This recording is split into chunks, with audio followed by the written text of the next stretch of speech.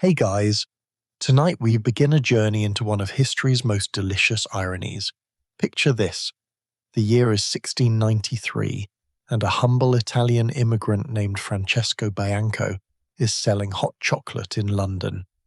Within decades, his cozy little shop would transform into White's, the most exclusive, powerful, and ruthlessly snobbish gentlemen's club in the entire world.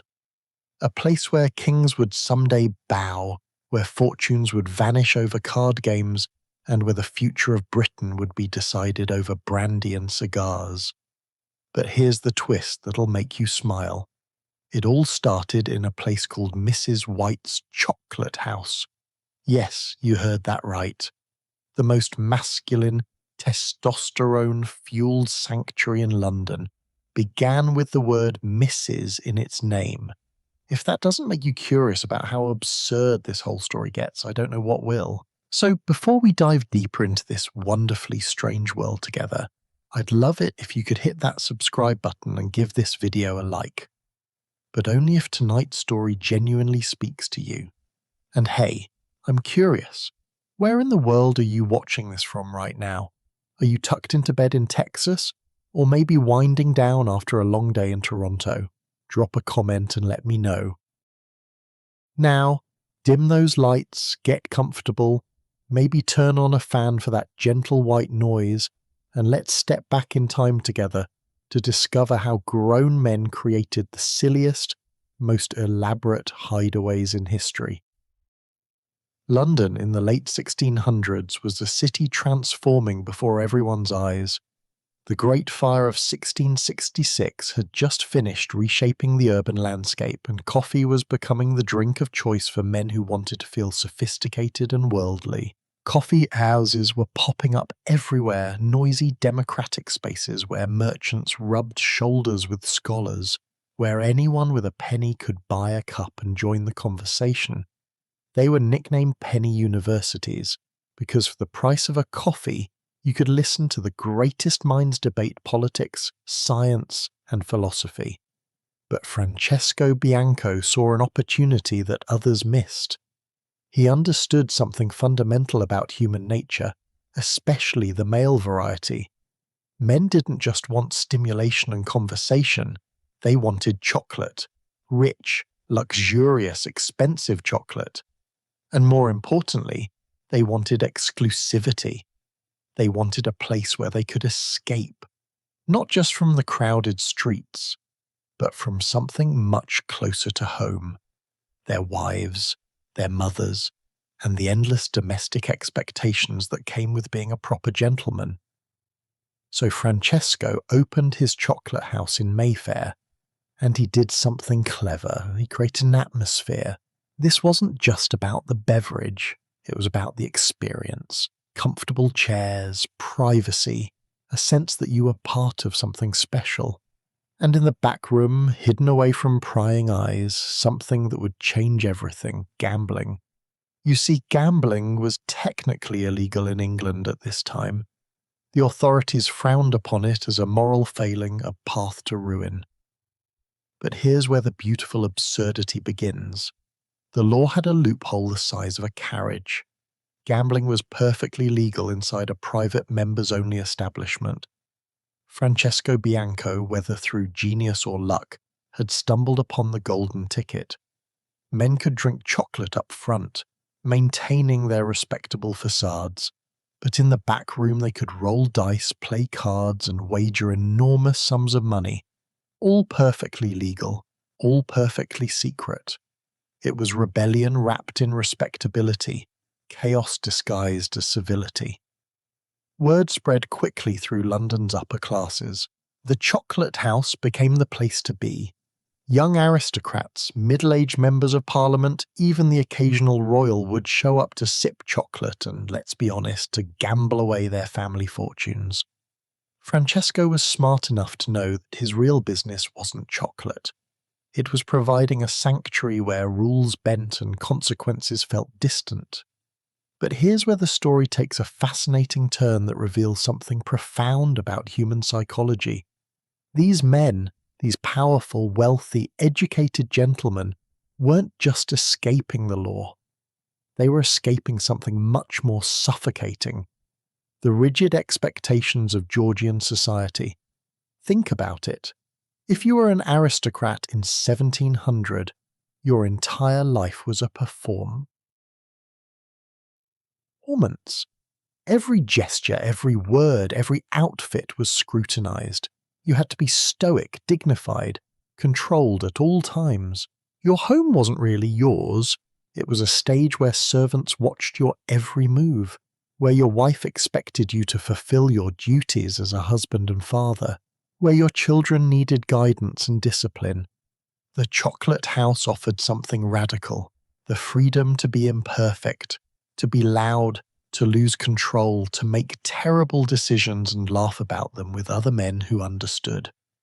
It was a space where, paradoxically, these men could finally relax by engaging in the most stressful activity imaginable: high-stakes gambling. And they were not gambling small amounts. We're talking about bets that would equal hundreds of thousands of dollars today. The writer Jonathan Swift, who lived through this era, called whites the bane of half the English nobility. That's not exaggeration, that's historical fact. Families were ruined, estates were lost. Men would walk into whites as wealthy landowners and stumble out at dawn penniless and devastated.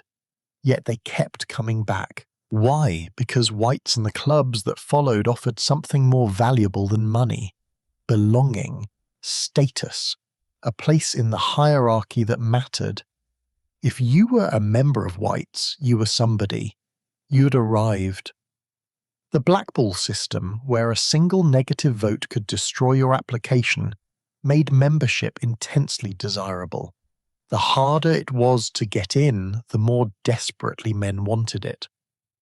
By the 1750s, the chocolate had become almost irrelevant.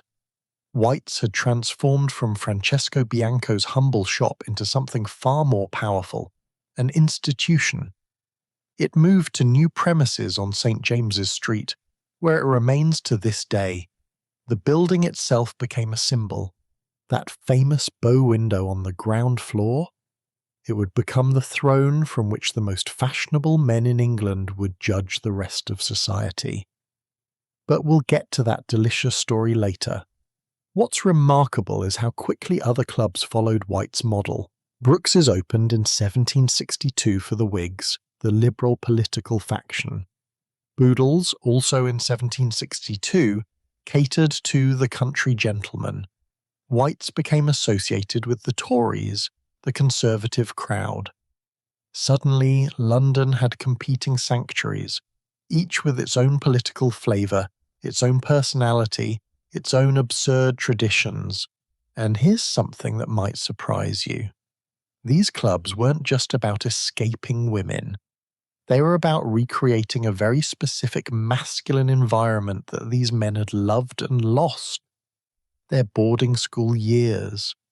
Almost every member had been shipped off to places like Eton or Harrow as young boys, where they'd lived in all-male dormitories, formed intense friendships, and learned that life was bearable when you were surrounded by other boys who understood the unspoken rules. The clubs were essentially very expensive, very sophisticated boarding schools for grown men. Same leather chairs, same wood panelling, same sense that the outside world, with all its complications and responsibilities, could be kept at bay. The food reflected this perfectly, though we'll explore that particular absurdity in detail later.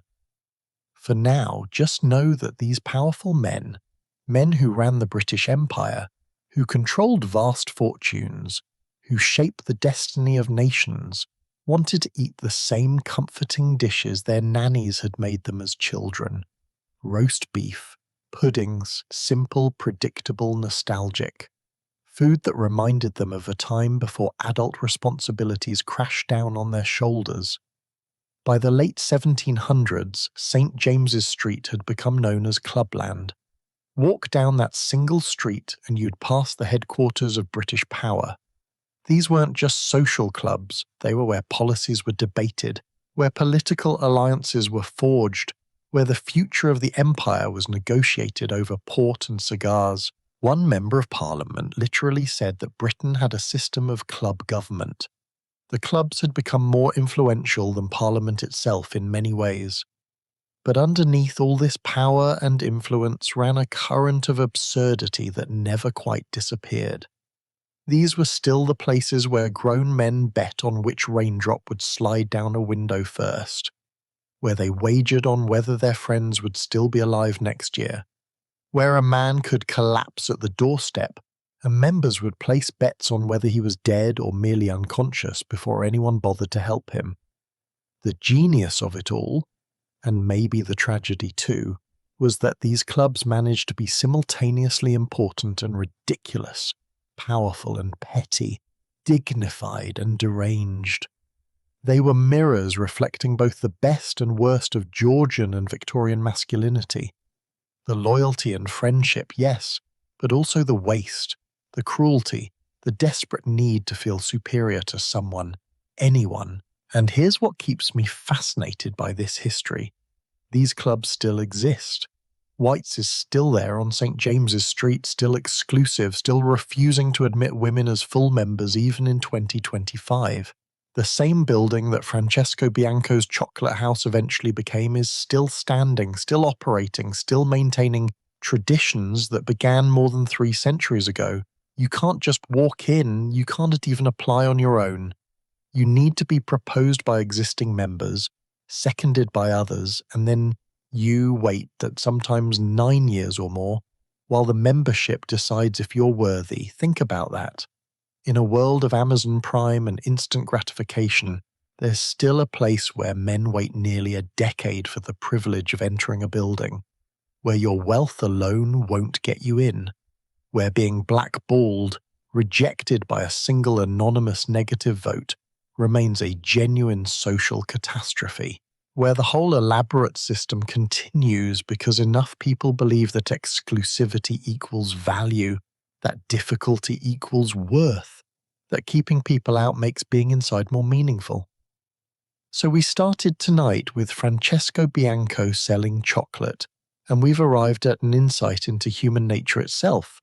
We create clubs, groups, tribes, because we desperately want to belong to something bigger than ourselves. We invent elaborate rules and rituals because they give us structure and meaning. And sometimes, just sometimes, we take those rituals so seriously that they become beautifully, wonderfully, absurdly important. But if you think the origin story is strange, just wait until you hear about what happened inside these clubs once they were established. Because the betting reached levels of creative insanity that you won't quite believe. These gentlemen, with all their wealth and education, found ways to gamble on absolutely everything, and I do mean everything. The stories recorded in White's famous betting book read like fever dreams, and in our next part we're going to explore exactly how far these supposedly dignified gentlemen were willing to go in their quest to combat boredom and prove their cleverness to each other. Trust me, you won't want to miss what comes next. Now imagine walking into White's Club on a quiet evening in 1751.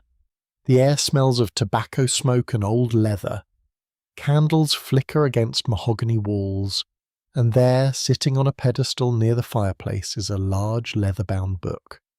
This isn't a guest register or a membership directory. This is something far more revealing about human nature, the betting book. And the entries inside would make you question everything you thought you knew about dignity, class, and common sense. Let me read you an actual entry from April of 1819. Listen to how casually this is written. Sir Joseph Copley bets Mr. Horace Seymour 5 guineas that Lord Temple has a legitimate child before Mr. Neville. 5 guineas, that's roughly $500 today, wagered on which of their friends would produce an heir first. These men were literally betting on their friends' fertility and private lives as casually as you might bet on a football game. Can you imagine your co-workers sitting around the office, placing bets on whose wife would get pregnant first? The human resources nightmare alone makes me shudder. But that bet, as strange as it sounds, represents the tame end of the spectrum. Because what happened at these gentlemen's clubs wasn't just gambling, it was a full-blown addiction to uncertainty wrapped in the costume of aristocratic leisure. These men had everything: wealth, land, titles, security. They never had to worry about where their next meal would come from or whether they could afford rent. So they created artificial uncertainty. They invented stakes where none existed.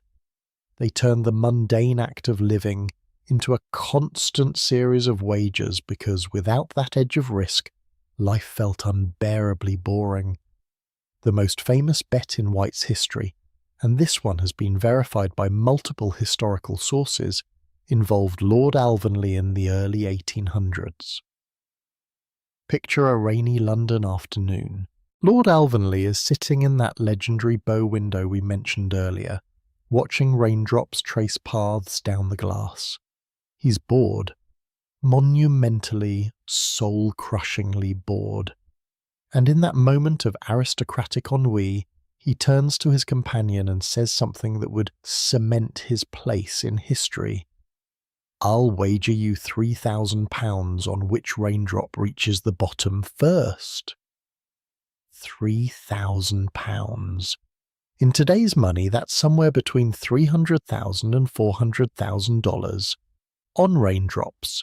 Two grown men, members of the ruling class, with nothing better to do than gamble a fortune on which tiny droplet of water would win a race down a window pane. And here's what gets me. This wasn't considered crazy. It was considered amusing, clever even. The story spread through London society as an example of Alvanley's wit and daring, not his stupidity. But let me tell you about a bet that reveals something much darker about this culture. The historian Horace Walpole, a man who lived through this era and documented it meticulously, recorded an incident that still makes my stomach turn. Two members of White's made a wager about whether a man could survive underwater for 12 hours. Not theoretically, actually. They hired what Walpole called a desperate fellow, presumably someone so poor that risking his life for money seemed like a reasonable option. They sank a ship with this man aboard, and according to Walpole's account, they never heard from him again. The stake was £1,500, roughly $150,000 today. That's what a human life was worth as the entertainment for bored aristocrats. Now, historians debate whether this actually happened, or if it was an exaggerated rumour meant to illustrate how depraved the gambling culture had become. But here's the thing. The fact that people found this story believable tells you everything you need to know about what these clubs had become. And then there are the bets that were simultaneously morbid and mundane.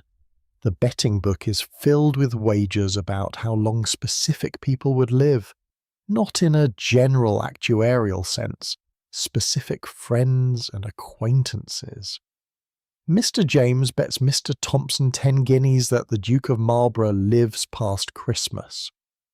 Can you imagine sitting in your living room looking at your friend and saying, "Bet you $50 old Bob doesn't make it to New Year's"? The psychological gymnastics required to make that seem normal are staggering. What fascinates me is the casual intimacy of these death bets. These weren't strangers. These were men betting on the mortality of people they knew, dined with, spoke to regularly. It suggests a strange emotional distance, a way of turning even the people in your life into abstract concepts, mere variables in an endless series of wagers. Some historians argue this was a coping mechanism in an era of high mortality rates, where disease could strike anyone at any time. Perhaps betting on death was a way of asserting control over the uncontrollable.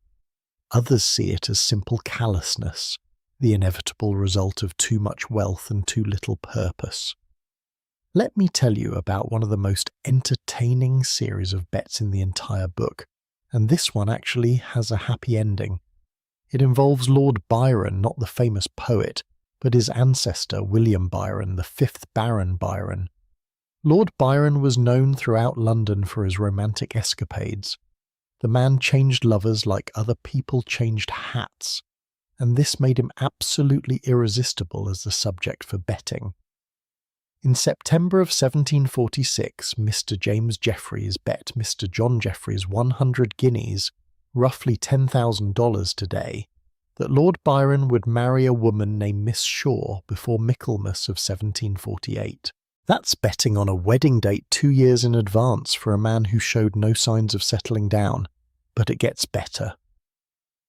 A month later, in October, Mr. James Jeffreys bet Mr. Fanshawe 50 guineas that Byron would marry Miss Shaw by Lady Day of the next year, moving the deadline up significantly. Another gentleman, a Captain Draper, jumped in with 5 guineas of his own. Why were they so confident? Nobody knows. Maybe they had inside information. Maybe Miss Shaw's family was pressuring Byron. Maybe they just really believed in true love. But here's the delightful twist. James Jeffreys won both bets. Lord Byron married Elizabeth Shaw on March 28, 1747, just barely making the Lady Day deadline. Somewhere in London, James Jeffreys was celebrating not just his friend's marriage, but his own substantial winnings. I like to imagine him at the wedding, grinning not from joy but from profit. These marriage bets were everywhere in the betting book. Who would marry whom, when they would marry, whether the marriage would last, whether the wife would produce an heir within a year. The private lives of everyone in their social circle became fair game for speculation and profit. And this raises an interesting question. How did the subjects of these bets feel? Were they flattered by the attention, annoyed? Did Lord Byron know that half of White's membership had money riding on his love life? The records don't say, but I suspect he knew. London society was small enough that rumours travelled fast. Now let's talk about the political wagers, because these reveal how intertwined the clubs were with actual power. The betting book contains hundreds of entries about political appointments, elections, and policy decisions. Lord Limerick bets Mr. Broderick 5 guineas that he names the next Lord Lieutenant of Ireland against anyone Mr. Broderick shall name. These men weren't just guessing, they had insider knowledge. They knew who was being considered for positions. They had had conversations with people making decisions. The bets were a way of showing off that knowledge, of proving their proximity to power. During the Napoleonic Wars, the betting book exploded with military wagers. Which side would win specific battles? How long the war would last? Whether Napoleon would successfully invade Britain? These weren't idle speculations. British policy was being shaped by many of the same men placing these bets. Imagine modern senators sitting in a private club wagering on whether legislation they are about to vote on will pass. The conflict of interest is breathtaking.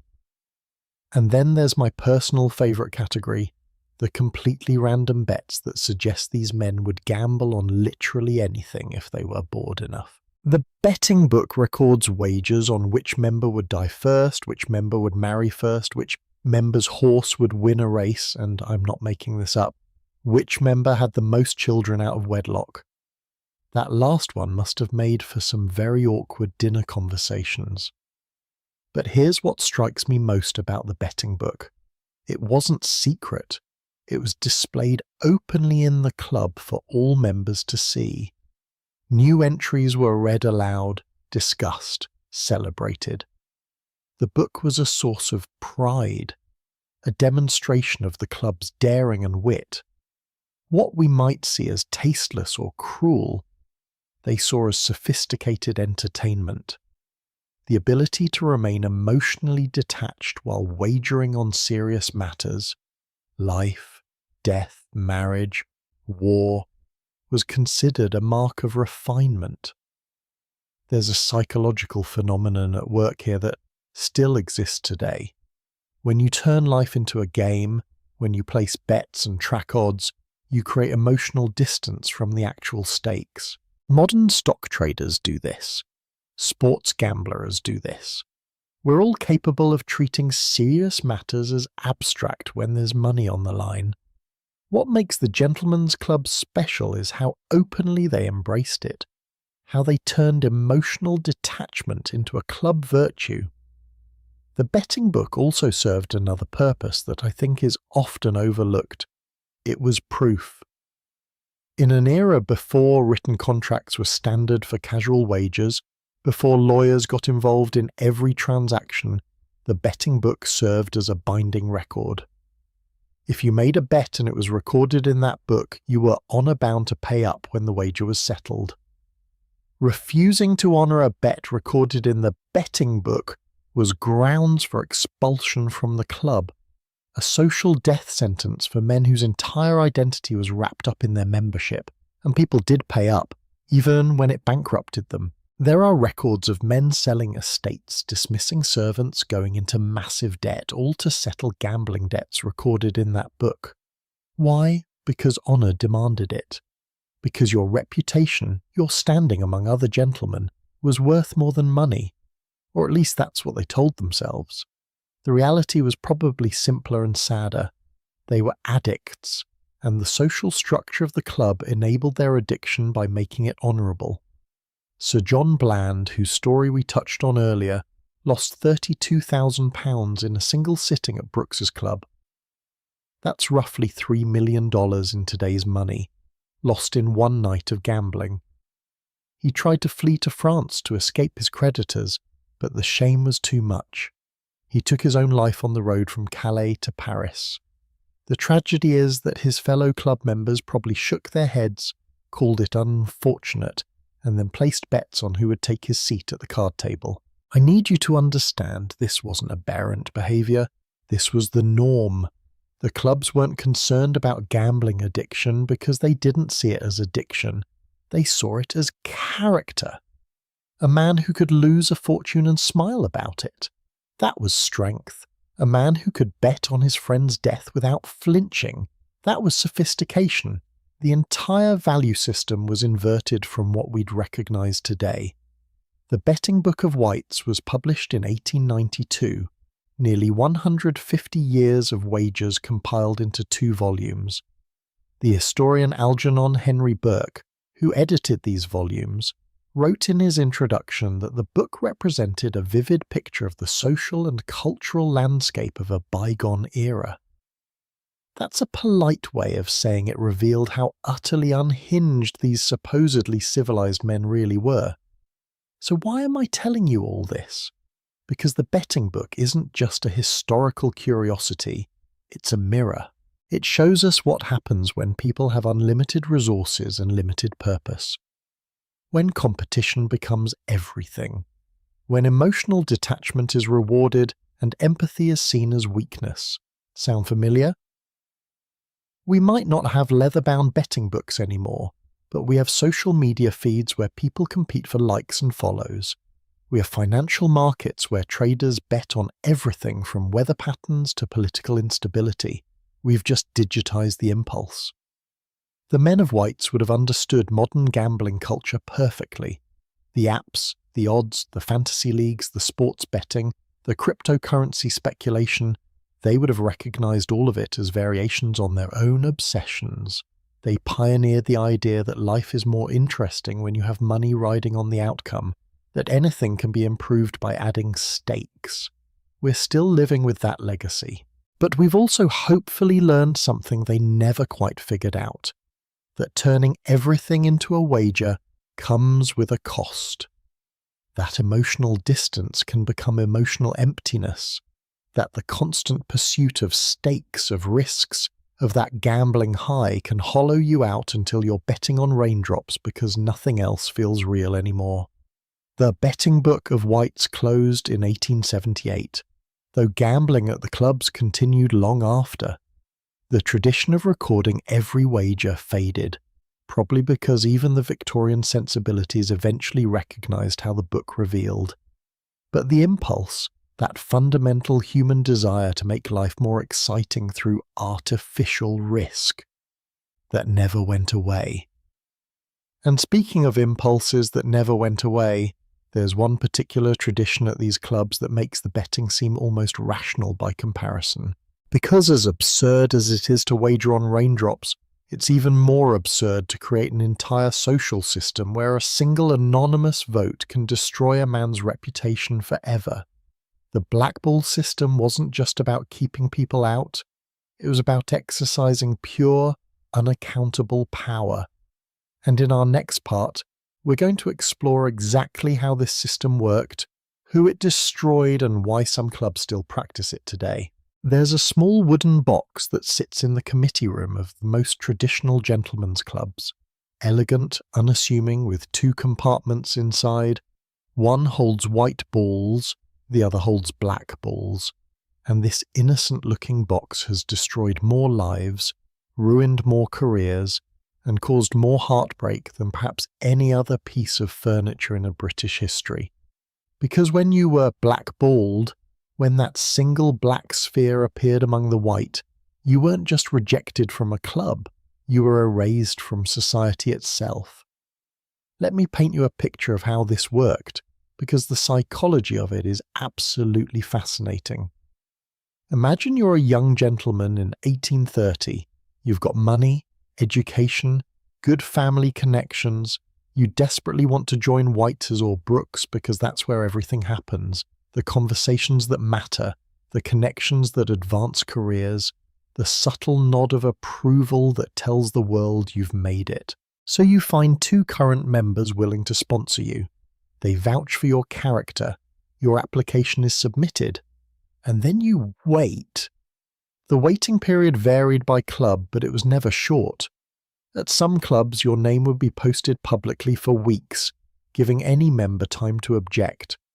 At others, like Pratt's, the process was even more mysterious. You might not even know when your application was being considered. The uncertainty alone was torture. You'd walk past the club on St. James's Street, looking at those grand windows, wondering if the men inside were discussing your fate at that very moment. Finally, the day arrives. The election committee meets. This committee, typically 20 members with 5 forming a quorum, holds your entire social future in their hands.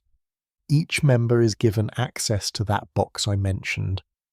In private, in silence, each man reaches in and selects either a white ball for approval or a black ball for rejection. They drop their choice into a separate collection box. Nobody sees which ball you chose. Nobody can trace it back to you. The anonymity is absolute. Here's where it gets brutal. At Boodle's, the rule was clear. 10 white balls were needed for every single black ball. If you got 19 white balls and 2 black balls, you were rejected. At Pratt's, even harsher, 1 black ball in a quorum of 5 excluded you immediately. Just one. One person, maybe someone who didn't like your father 30 years ago. Maybe someone who thought you looked at them wrong once. Maybe someone who just woke up in a bad mood that day, could end your dreams with a single anonymous gesture, and you'd never know why. That's the part that would drive you mad. The club would simply inform you that your application was unsuccessful. No explanation, no appeal, no chance to defend yourself or correct whatever misunderstanding might have occurred. You were just out permanently, because once blackballed you couldn't reapply. The decision was final. The psychological warfare of this system is extraordinary. The anonymity meant suspicion fell on everyone. Was it Lord So-and-so, who seemed friendly but perhaps harboured secret resentment? Was it that quiet member in the corner you'd never even spoken to? The paranoia could consume you. Men would spend years trying to figure out who had blackballed them, pursuing theories, analysing old interactions, driving themselves half mad with speculation. Let me tell you about one of the most famous blackballing incidents in history, and it involves royalty. The Prince of Wales, the future King George IV, was a member of Brooks's club and deeply fond of it. One of his closest friends and confidants was a man named Jack Payne. The prince assumed, naturally, that his friend would be welcomed into Brooks with open arms. Royal endorsement was usually enough to guarantee admission anywhere, but when Jack Payne's application came up for vote, someone dropped a black ball, just one, in a room full of men who knew exactly who the prince's closest friend was. Someone had the audacity to reject him anonymously. The prince was furious. Not just angry, genuinely, royally furious. He demanded to know who had blackballed his friend. The club, bound by its sacred rules of anonymity, refused to tell him. Even the future king couldn't break the code of silence. So the Prince of Wales did something dramatic and very public. He resigned his membership from Brooks's. He switched his allegiance to White's, Brooks's great rival. The message was clear. You humiliate my friend, you lose your royal patron. And here's the delicious irony. Brooks's didn't beg him to come back. They didn't apologize or make exceptions. The rules were the rules, even for princes. That single black ball cost Brooks's its most prestigious member, and they accepted it as the price of maintaining their system. Now, think about what this tells us about power. The Prince of Wales, one of the most powerful men in England, couldn't override a single anonymous vote from a club member whose name we'll never know. In that moment, that unknown member wielded more power than royalty. The black ball system created a strange democracy of destruction. Anyone could veto anyone, regardless of rank or title, as long as they were already inside the club. But why would someone blackball an applicant? The reasons were as varied as human pettiness itself. Sometimes it was political, Tories blackballing Whigs, Conservatives blocking Liberals. Sometimes it was personal, old family feuds, business disputes, romantic rivalries. Sometimes it was social, new money being rejected by old money, tradesmen kept out by aristocrats. And sometimes I suspect it was pure spite. The intoxicating knowledge that you could ruin someone's day, maybe their whole year, maybe their entire life, with a single anonymous gesture. One member of the Garrick Club, another famous London establishment, later confessed in his private diary that he'd blackballed someone simply because the man had once taken his favourite chair in the reading room. That's it. No grand reason, no moral objection, just territorial pettiness elevated to life-altering consequence. And because of the anonymity, he never faced any backlash. The rejected man probably spent years wondering what he'd done wrong, never guessing it was about a chair. The waiting lists at exclusive clubs could stretch for 9 years or longer, and this wasn't accidental. It was deliberate strategy. The longer the wait, the more desperate you became, the more you demonstrate your commitment through patience. But it also meant that even after waiting nearly a decade, you could still be blackballed on the day of your vote. Imagine investing 9 years of hope and anticipation, telling your friends you'd soon be a member, building your entire social identity around the assumption of acceptance, and then receiving that cold letter of rejection with no explanation. Some men never recovered. There are documented cases of applicants who became reclusive after being blackballed, who left London entirely, who descended into depression or alcoholism. Because being rejected wasn't just personal, it was public. Everyone in your social circle knew you'd applied. They'd ask about it. So, when's your election? And you'd have to admit you'd been rejected. The shame was crushing. The clubs themselves had no guilt about this system. They saw it as essential quality control. In an 1829 edition of a club etiquette guide, the author wrote, "The blackball, though painful to those who experience it, serves a vital function in preserving the character and tone of an establishment. One unsuitable member can poison the atmosphere for all." Notice the language. Unsuitable, not immoral or criminal, just unsuitable. Not fitting in was crime enough. And what made someone unsuitable? The criteria were never written down because that would make them challengeable. It was all based on feeling, on instinct, on whether you gave off the right vibe. Did you dress correctly? Did you laugh at the right jokes? Were you educated at the right schools? Did your father belong to the right clubs? Did you carry yourself with the proper mixture of confidence and deference? All these intangible qualities were being judged, and you'd never know which one you'd failed. Women, of course, couldn't even apply. That was a blackball before you started. The question of female membership wasn't up for debate until the 1980s, and we'll talk about that particular absurdity later. But even among eligible men, white, wealthy, well-connected men, the blackball cut deep. Here's something that still happens today, even in clubs that have nominally modernized. When you propose for membership at White's or Boodle's or Brooks's, your proposers, the men sponsoring you, take on a social risk. If you're blackballed, it reflects poorly on their judgment. So the real screening happens before you ever reach the election committee. Your potential sponsors will quietly sound out other members. What do you think of so-and-so? If they sense any hesitation, any hint that a blackball might appear, they'll politely decline to sponsor you. You never even get to the voting stage. The blackball happens in whisper conversations months before the actual ballot.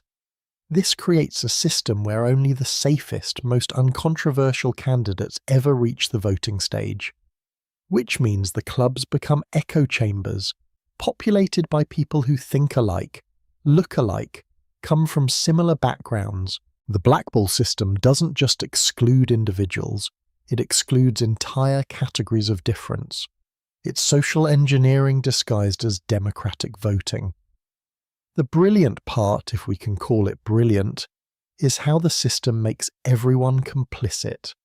Even if you personally would never blackball someone, you benefit from the exclusivity that blackballing creates.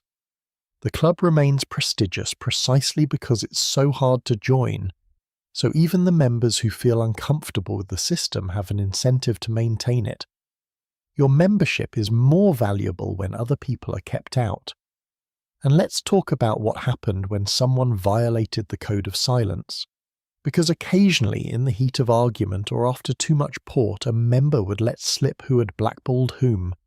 The consequences were severe. The member who revealed the secret would face censure or even expulsion. The blackballer, now exposed, would face social ostracism from the very person they'd rejected. The whole elegant system depended on perfect anonymity, and when that broke down, it created feuds that could last generations. There's a documented case from Brooks's in the 1850s where one member, convinced he knew who'd blackballed his friend, challenged the suspected blackballer to a duel. The suspected man refused, maintaining he'd done no such thing, and we'll never know if he was lying or genuinely innocent. The accuser was eventually asked to leave the club for disrupting the peace. The unwritten rule was clear. You could blackball with impunity, but you couldn't accuse anyone of blackballing without proof, and proof was impossible by design. Some clubs tried to reform the system over the years. They'd change the ratios, maybe requiring 3 blackballs instead of 1, or 5 blacks for every 20 whites. But they never eliminated it entirely, because the blackball was the heart of the system. It's what made membership meaningful. In an age when money could buy almost anything, the blackball ensured that the clubs remained one thing money alone couldn't purchase. Compare this to modern cancel culture, and you'll see the same dynamics playing out. Anonymous accusations, no due process, permanent consequences, impossible to defend yourself. The medium has changed. We use social media instead of ballot boxes. But the human impulse is identical. The rush of power that comes from destroying someone's reputation without having to face them directly. The clubs perfected this art form 2 centuries before Twitter existed. By the Victorian era, being blackballed from a major club was considered such a catastrophe that men would take extreme measures as to avoid it. Some would withdraw their applications at the last minute if they heard rumours of opposition. Others would apply to less prestigious clubs first, building a track record of acceptability before attempting the really exclusive establishments. The whole system created a hierarchy of belonging that was as rigid as any caste system. And here's what keeps me up at night thinking about this. The system worked. For the clubs, it absolutely worked. They maintained their exclusivity for centuries. They retained their prestige. They controlled access to power. The Black Ball, as cruel and arbitrary as it was, achieved exactly what it was designed to achieve. Which means we can't simply dismiss it as stupid or irrational. It was coldly, brutally effective. But at what cost? How many talented, interesting, worthy people were excluded because one person had a grudge? How much did British society lose because the places where decisions were made and connections were formed remained artificially narrow? How many perspectives were never heard in those wood-panelled rooms because the Black Ball kept them out? We'll never know, because the excluded don't leave historical records. They disappear from history as completely as if that Black Ball had erased them from existence. The Black Ball still exists today at 8 clubs in London. White's, Brooks's, Boodle's, Buck's, Pratt's, the Travellers' Club, the Beefsteak and the East India Club. The exact voting procedures are secret, because of course they are, but the principle remains. One no can override a dozen yeses. The power to exclude remains absolute and anonymous. So when you're drifting off to sleep tonight, consider this uncomfortable truth. The Black Ball system shows us something fundamental about human nature. Given the chance to exercise power without accountability, even supposedly civilized people will use it cruelly. The gentlemen of London, with all their education and refinement, created one of the most psychologically devastating social mechanisms in history, and they were proud of it. But if you think the Black Ball was absurd, wait until you hear about one particular club's naming convention. Because at Pratt's, there's a tradition so delightfully silly, so completely unnecessary, that it makes blackballing look almost rational by comparison. In this tiny basement establishment, something extraordinary happens with names, and the reasoning behind it reveals yet another layer of how these gentlemen convinced themselves that ridiculous traditions were actually essential refinements. Picture a narrow townhouse on Park Place just off St. James's Street. From the outside it looks modest, even shabby compared to the palatial buildings housing White's or Brooks. No grand entrance, no impressive columns, just a plain black door with a simple brass plaque. This is Pratt's Club, and it might be the strangest establishment in all of London, because inside this unassuming building, 600 of Britain's most powerful men compete for 14 dinner seats in a basement, and every single waiter who serves them answers to exactly the same name, George. Yes, you heard that correctly. George. Every male waiter is George, not a George or George Smith or George number 3, just George. All of them. And when you need something, more wine, another serving, help with your coat, you simply call out George, and whichever waiter is nearest responds as if you specifically meant him. Now, before you ask the obvious question, let me tell you what happened when Pratt's hired their first female staff member in the 1980s, breaking over a century of tradition. They faced a genuine dilemma. The George system was sacred, but she was, inconveniently, not male. So they solved it with the kind of logic that only makes sense inside these clubs. They called her Georgina. Problem solved, apparently. The tradition continues, slightly modified but fundamentally intact. And if you're thinking this is the most absurd thing you've heard so far tonight, well, we're just getting started with Pratt's peculiarities. The club was founded in 1857 by a man named William Nathaniel Pratt, who wasn't even the Duke or Earl of anything. He was a steward, essentially a household manager, working for Henry Somerset, the 6th Duke of Beaufort. Pratt lived at 14 Park Place, and the Duke would occasionally bring friends over for dinner. The food was good, the company was comfortable, and pretty soon these informal gatherings became regular events. When Pratt died in 1860, his widow Sophia and son Edwin kept the tradition going. Eventually, the 11th Duke of Devonshire bought the property, and it's remained in the Devonshire family ever since. But here's what makes Pratt's architecturally absurd.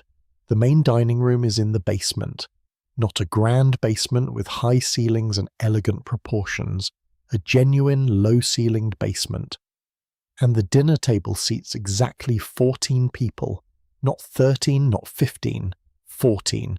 In a club with approximately 600 members, let's do the math together. If every member wanted to dine at the club just once a year, and you could somehow organise perfect scheduling with no empty seats, you'd still need to run dinner service nearly 43 times per year for once-a-year attendance. The reality is even more constrained.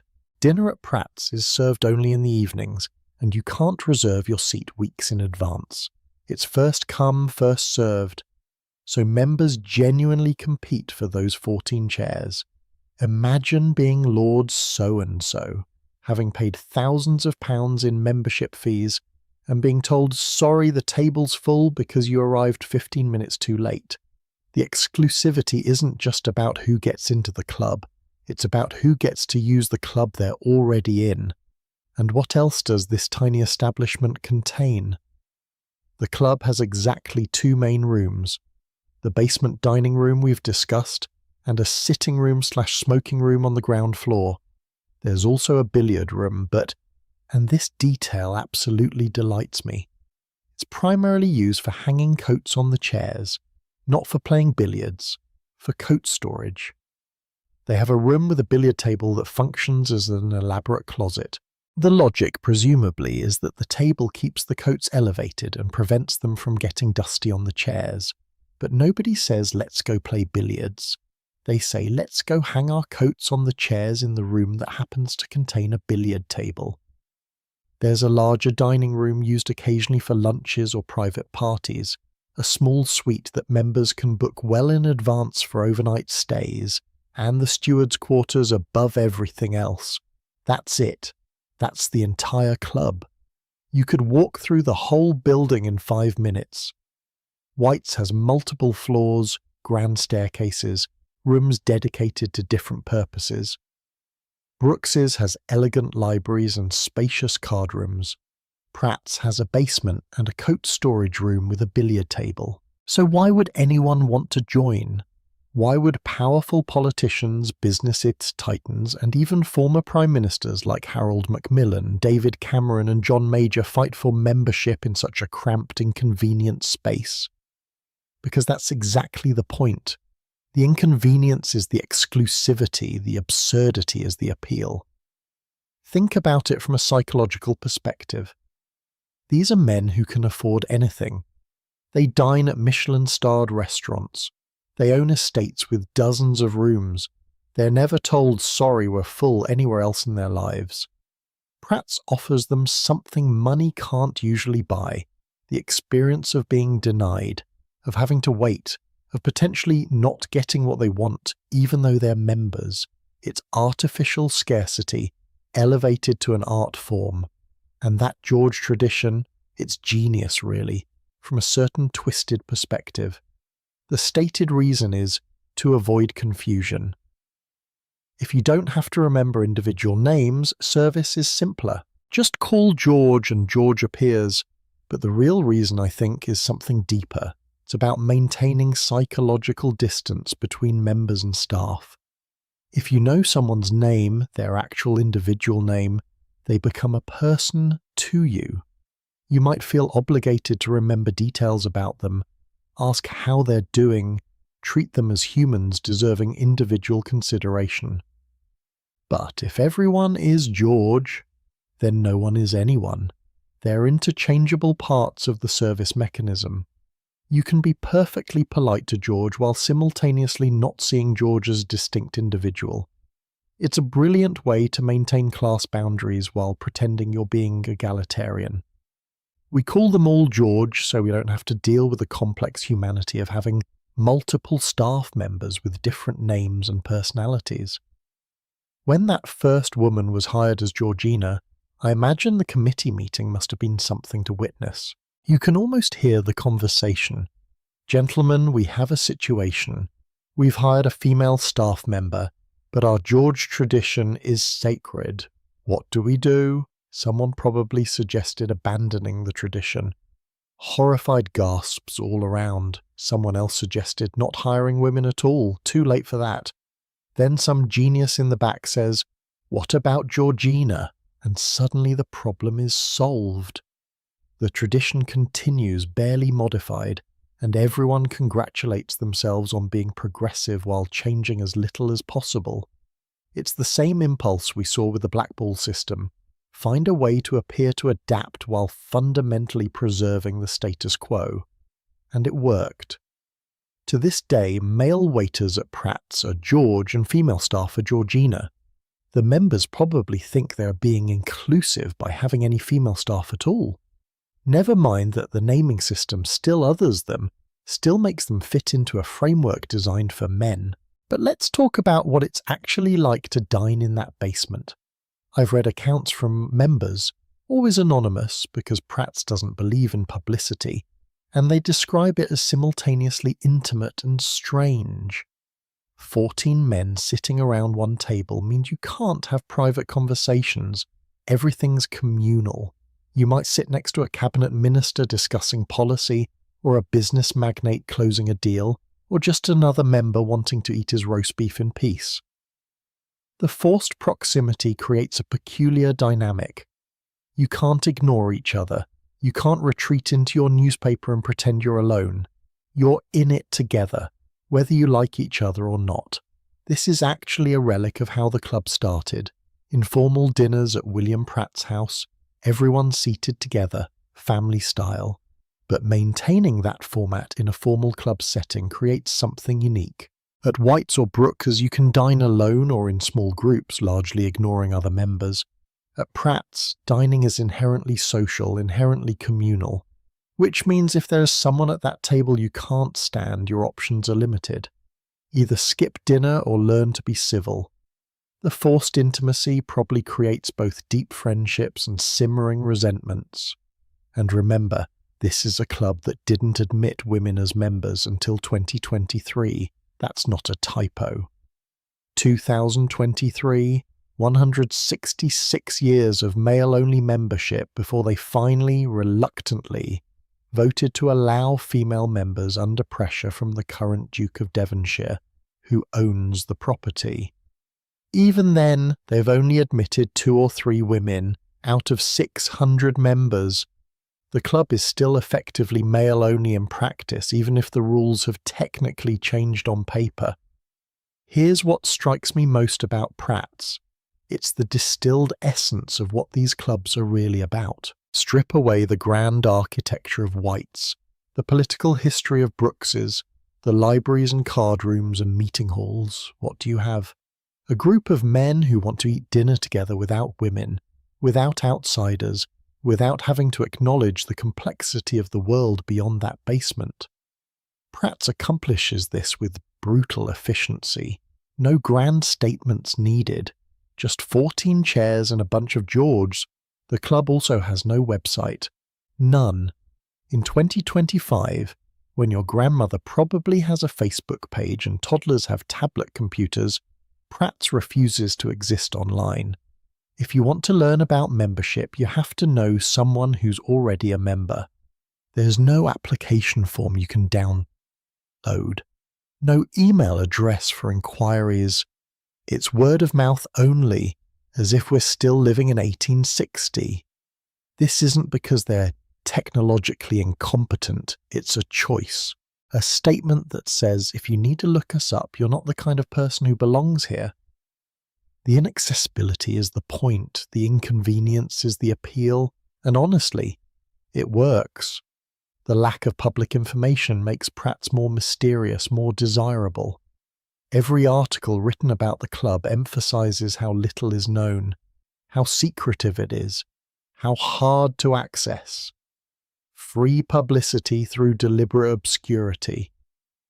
Let's talk about who actually belongs to this absurd establishment. Past members include political heavyweights across the Conservative spectrum: Harold Macmillan, Duncan Sandys, Randolph Churchill, David Cameron, John Major. The club doesn't have an explicit political affiliation, but the membership veers towards the right, as one historian diplomatically phrased it. What this means in practice is that Pratt's has been a venue where Conservative Party policy gets hashed out over pork and roast beef, where political alliances are formed and destroyed, where prime ministers past and future gather to eat in a basement and be served by people named George. The novelist Robert Galbraith, that's J.K. Rowling's pseudonym, used Pratt's as a setting in her detective novel Lethal White. Her character, Private Detective Cormoran Strike, meets a politician there to discuss a blackmail case. When Rowling's team tried to get permission to photograph the interior for research, they were rudely declined. The staff member who answered the door, probably named George, was apparently quite angry that Rowling had written about the club without asking permission first. "I am the Frenchman in Chapter 9, he reportedly said. J.K. Rowling did not ask permission. Even one of the world's most cited authors, with millions of readers and enormous cultural influence, couldn't get access to photograph at a coat rack in the billiard room. The club's secrecy is non-negotiable. They'd rather be portrayed in fiction by an annoyed author working from second-hand descriptions than compromise their privacy by allowing a few photographs. This tells you everything about the club's priorities. Privacy trumps publicity, always and forever. The membership fee. Nobody will confirm on record, but estimates suggest it's several £1,000s for entry and several thousand more annually. For that money, you get access to a basement dining room where you might not find a seat, a smoking room you share with dozens of others, and the privilege of being served by someone named George. Objectively, this is terrible value for money. A fraction of that cost could get you membership at a modern private club with gyms, spas, meeting rooms, and actual availability. But that misses the point entirely. The value isn't in the amenities. It's in the story you get to tell. It's in the knowledge that you're part of something so exclusive that even having money isn't enough. It's in the absurd traditions that continue simply because they've always continued. When you're at a dinner party and someone asks where you're a member, saying Pratt's carries weight. It signals that you're not just wealthy, you're connected, you're in. You're one of the people who understand why calling everyone George somehow makes sense. There's a beautiful irony in Pratt's existence. It started as the opposite of exclusive, informal dinners at a steward's house, friends gathering casually.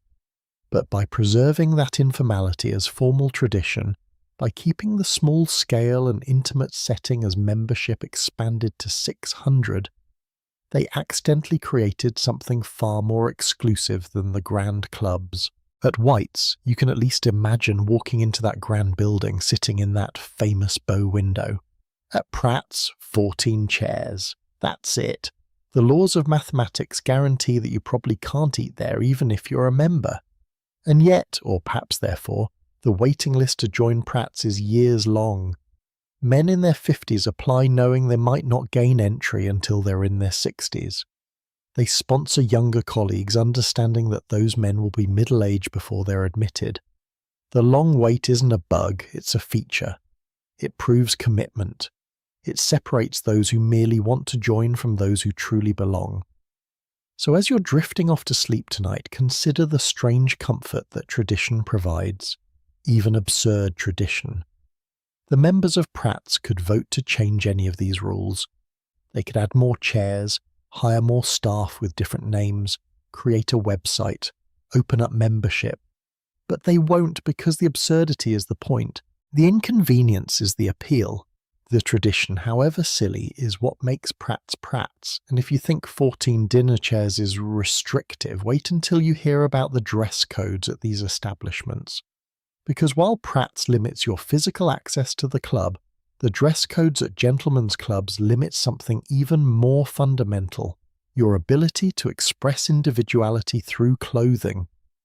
The rules about what you can and cannot wear reveal a whole other dimension of control, and some of these regulations are so specific, so arbitrary, that they make calling everyone George seem positively reasonable by comparison. The year is 1895, and a young gentleman stands outside Brooks's club, heart pounding. He's wearing what he believes is appropriate attire: well-cut jacket, pressed trousers, polished shoes. But the doorman, that immovable guardian of standards, takes one look at his footwear and shakes his head. "I'm afraid those won't do, sir." The young man looks down at his perfectly respectable leather shoes, confused. "What's wrong with them?" The doorman's expression suggests he's just asked why water is wet. "They have buckles, sir. We require laces on Tuesdays." The man stammers something about not knowing there were day-specific shoe fastening requirements. The doorman remains unmoved. "Perhaps you'd like to return when properly attired, sir." And just like that, months of anticipation for his first club visit evaporate because his shoes close the wrong way. I need to be clear about something. This specific anecdote might be apocryphal, embellished over decades of retelling. But here's what's absolutely true. The dress codes at traditional gentlemen's clubs are so detailed, so specific, so utterly arbitrary, that stories like this are completely plausible. Because when you dig into the actual written rules and unwritten expectations, you discover a system of sartorial control that would make fashion police look like anarchists. Let's start with the basics, which aren't basic at all. A 1929 etiquette guide for gentlemen's clubs states, "Members must wear a jacket and collared shirt with tie in all communal areas. Tailored trousers are required. Jeans, shorts, athletic wear, and other similar casual attire are strictly prohibited at all times." Seems straightforward enough, right? But wait, what exactly constitutes tailored trousers? Are we talking about the presence of a seam, a particular fit, the involvement of an actual tailor in their creation? One club historian attempted to define it. Tailored trousers would exclude pajamas, dungarees, overtrousers, combat pants, jogging or tracksuit bottoms, and so forth. The defining characteristic of tailoring might be the presence of a seam and a reasonable attempt at a fit to the wearer. Notice the language: a reasonable attempt at a fit. Who decides what's reasonable? The doorman? A committee? Is there a measurement involved? The vagueness is deliberate because it allows for subjective enforcement. Your trousers might be considered acceptably tailored one day and rejected the next, depending on who's making the judgment. And let's talk about jeans for a moment, because the jean prohibition reveals so much about class anxiety. It doesn't matter if you're wearing designer jeans that cost £500. Doesn't matter if they're perfectly clean, expertly tailored, indistinguishable from expensive trousers except for the fabric. They're still jeans, and jeans are associated with manual labour, with Americans, with casualness, with, heaven forbid, democracy. One club secretary, when pressed on why designer jeans weren't acceptable, responded, "Because they're still fundamentally workwear, regardless of the price tag." The subtext being, we can tell you're trying to dress up clothing meant for the working class, and we're not fooled. But the real absurdity emerges in the details that aren't written down, the unwritten rules that trip up new members and provide endless opportunities for subtle humiliation. Take ties, for instance. The written rule says you must wear a tie. But which tie? Certain clubs have approved colours and patterns, others forbid anything too bold or attention-seeking. One member of the Travellers' Club reported being asked to change his tie because it featured small palm trees considered too whimsical for lunch, apparently. He'd worn it to dinner the previous week without issue, but lunch required more restraint. Why? Nobody could articulate a reason. That's just how it was. The smart casual Friday phenomenon deserves special attention because it's a masterclass in how these institutions pretend to relax while changing virtually nothing. At many clubs, Fridays and weekends allow for smart casual dress. What does this mean in practice? You can remove your tie, that's it. That's the grand relaxation of standards. You still need the jacket, still need the collared shirt, still need the tailored trousers and leather shoes. You've just been granted permission to leave a small strip of silk at home. It's like being told you can break one rule from a list of 50 and considering this freedom. Some clubs go even further with their Friday flexibility. You can wear a smart pullover instead of a jacket. But what makes a pullover smart versus casual? The absence of holes, presumably. The presence of natural fibers rather than synthetic. The right neckline. V-neck is acceptable. Crew neck is questionable. Turtleneck is definitely out. And God help you if you show up in a cardigan. One member reported being told his cardigan, while technically a pullover, was too grandfatherish for the demographic we're cultivating. He was 68 years old. Now let me tell you about Boodles and the chamber pot situation, because it perfectly encapsulates how these clubs handle the collision between tradition and modernity. For years after modern plumbing was installed throughout the building, Boodles kept chamber pots in a small lobby overlooking St. James's Street. The official reason: for the benefit of those members whose habits were formed before the days of modern sanitation. Translation: old members who couldn't be bothered to walk to the new bathrooms could still relieve themselves in pots, as they'd done their entire lives. This wasn't the dirty room, by the way.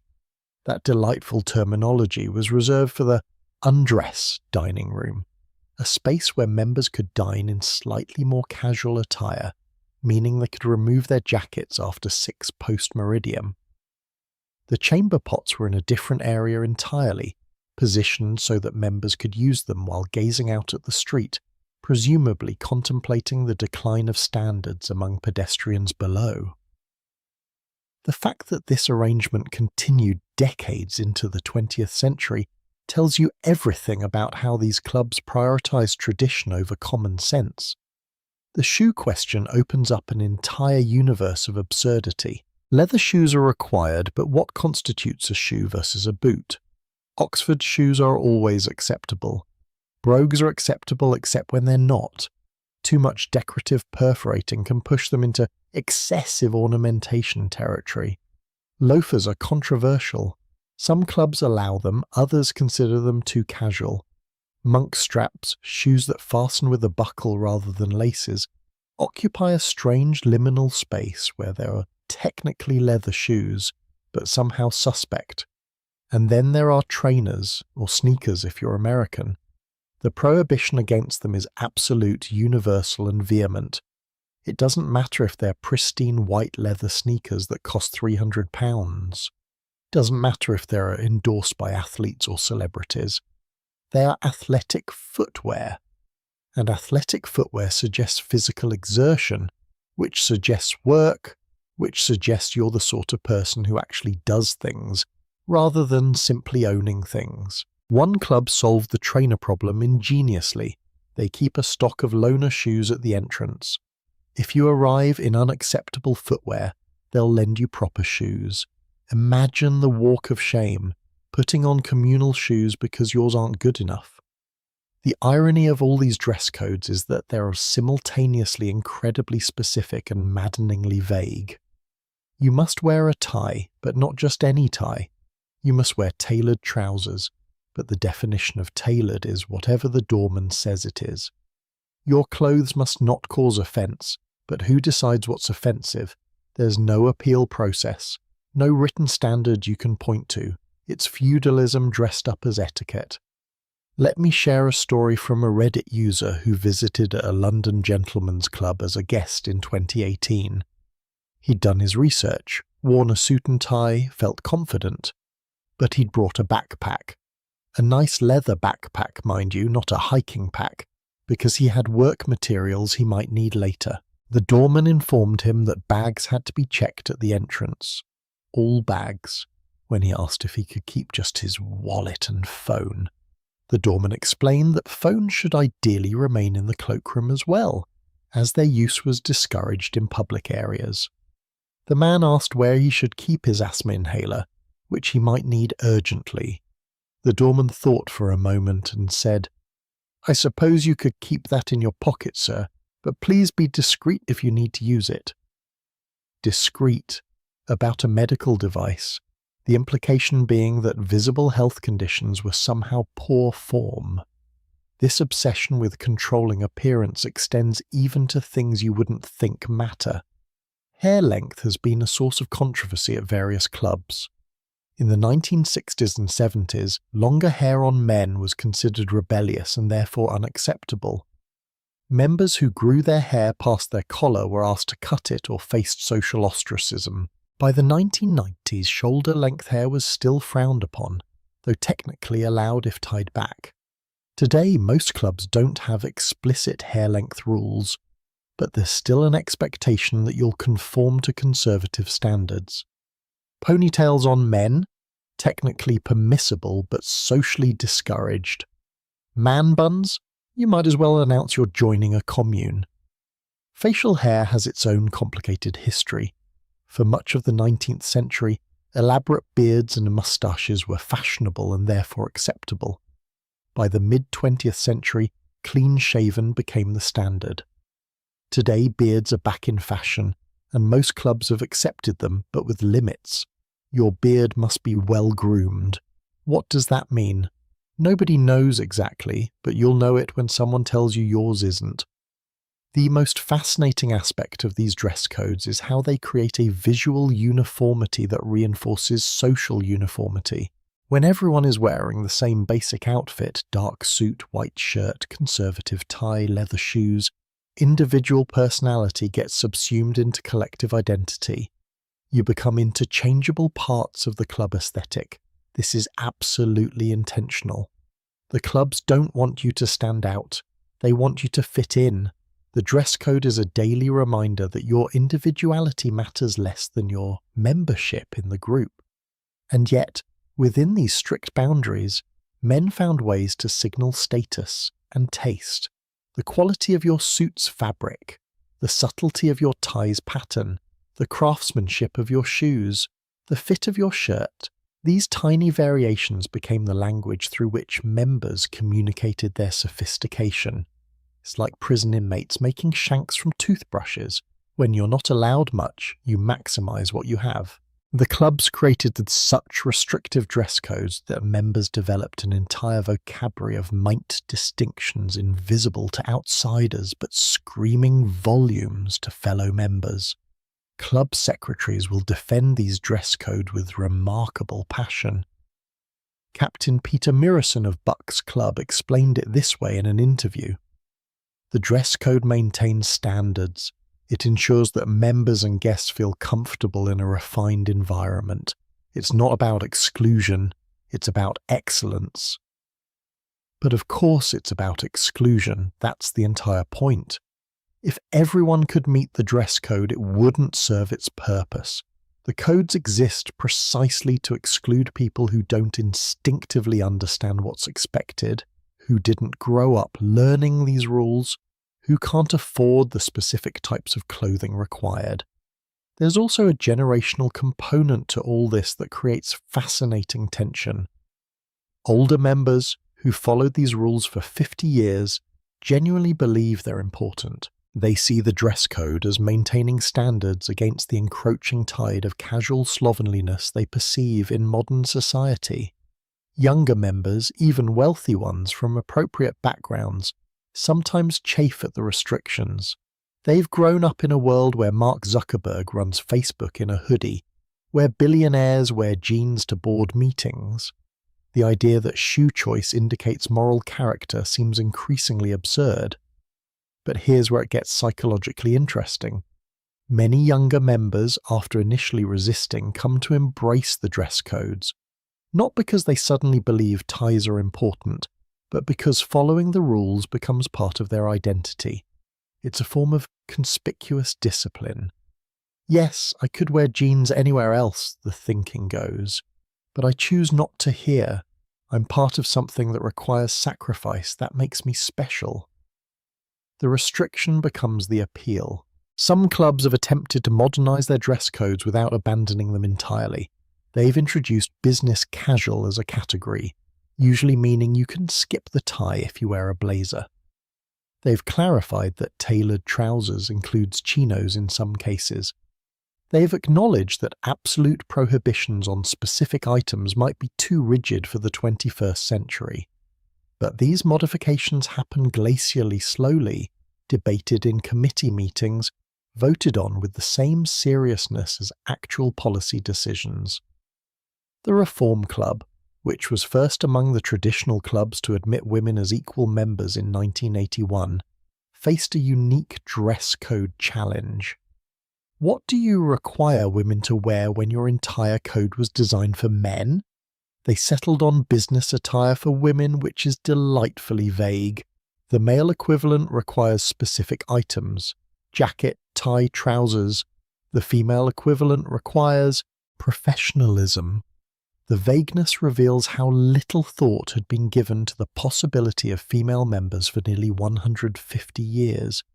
And let's be honest about what these dress codes really communicate. Class warfare conducted through fabric. When you require clothing that must be dry cleaned, that must be tailored, that must be replaced if it shows wear, you're requiring a certain level of income. When you prohibit clothing associated with physical labor or casual comfort, you're saying, we know you don't work with your hands, and we know you can afford to be uncomfortable.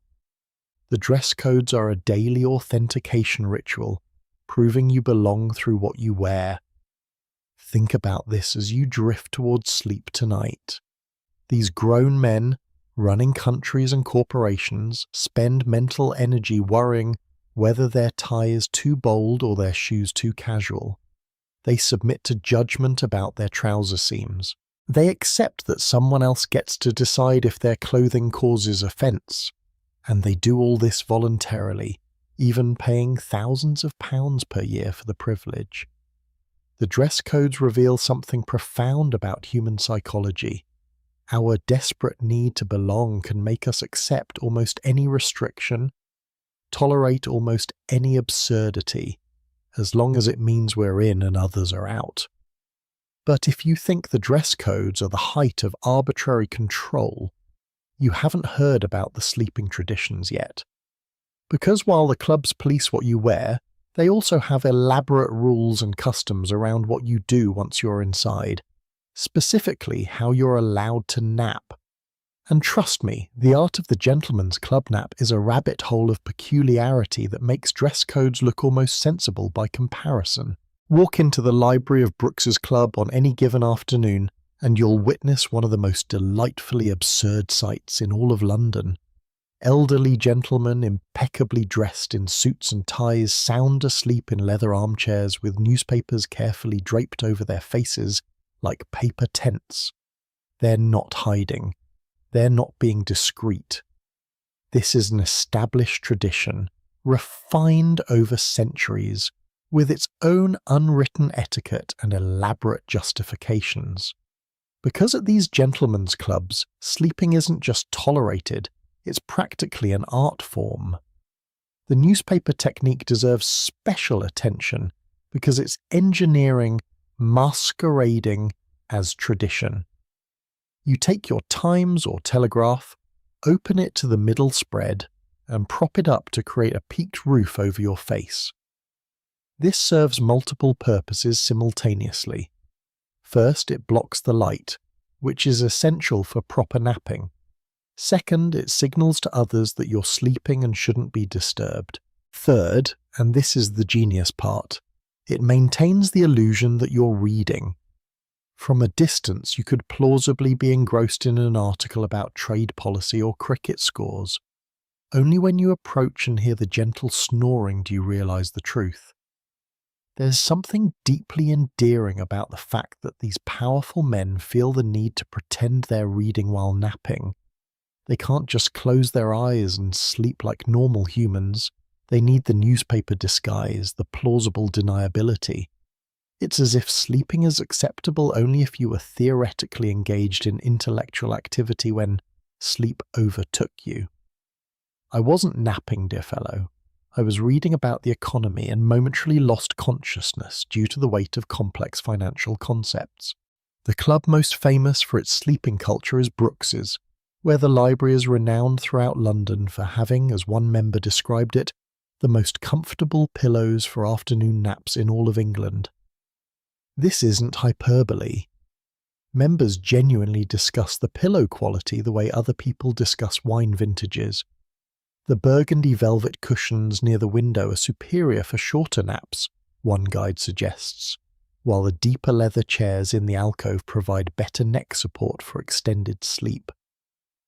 Anthony Lejeune, a club historian and member of multiple establishments, once remarked, "You need to belong to at least 3 clubs.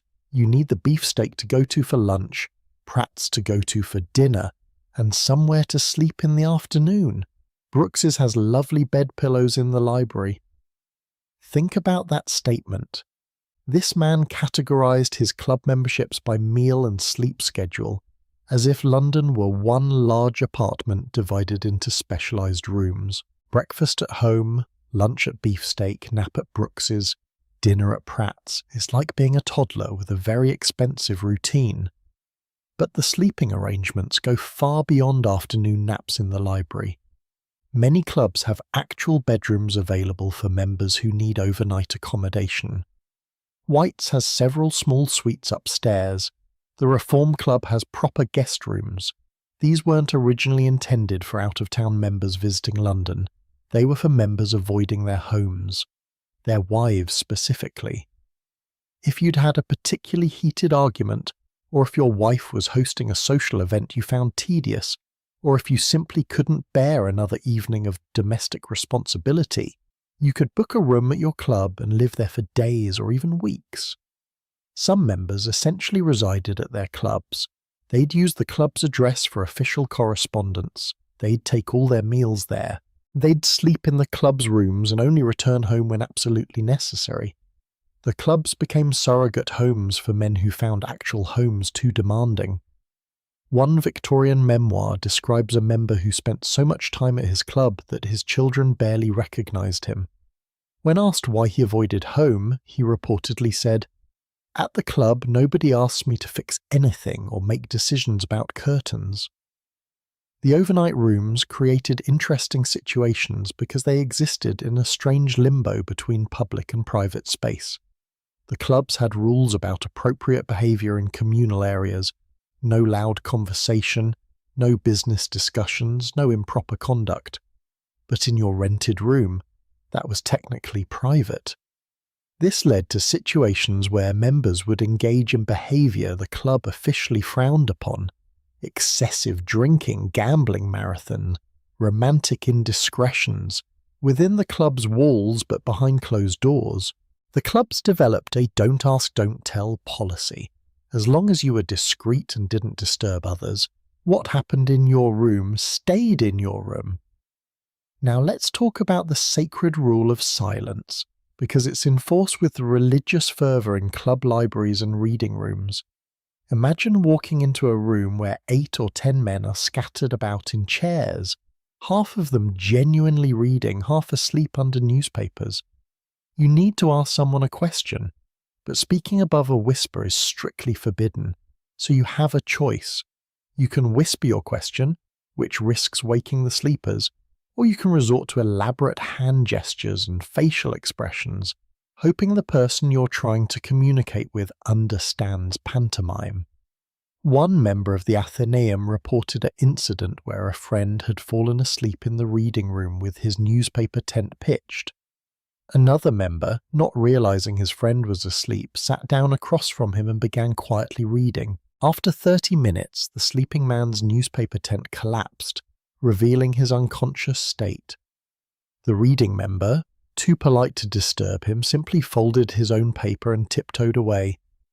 The sleeping man woke 2 hours later, having lost an entire afternoon, and nobody had disturbed him. The silence rule was that powerful. There's actually a scene in the film Top Hat from 1935 where Fred Astaire's character gets annoyed with the oppressive silence at a gentleman's club and performs a brief loud tap dance just to irritate the members before leaving. It's played for laughs, but it accurately captures the almost aggressive quietness of these spaces. The silence isn't just about being polite. It's about creating an atmosphere so still, so divorced from the noise of the outside world, that you can almost forget you're in London at all. Some clubs designated specific rooms as storing chambers, though they'd never use such an indelicate term officially. These were smaller rooms, slightly removed from main areas, where members known for loud sleeping could nap without disturbing others. Being directed to use one of these rooms was a gentle form of social feedback. "We enjoy your company, Gerald, but your nasal passages sound like a steam engine, so perhaps you could sleep in the green room instead of the main library." The author P.G. Wodehouse captured this culture perfectly in his fictional Drones Club, where his characters, mostly idle young aristocrats, spend their days eating, drinking, and sleeping in elaborate comfort.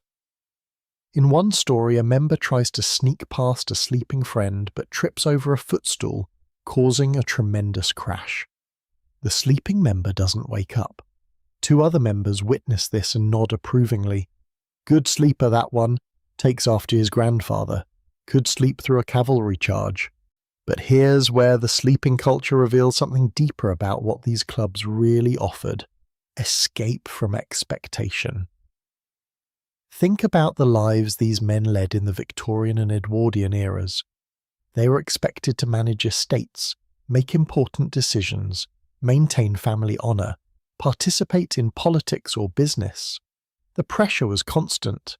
At home, servants needed instructions, wives needed attention, children required discipline.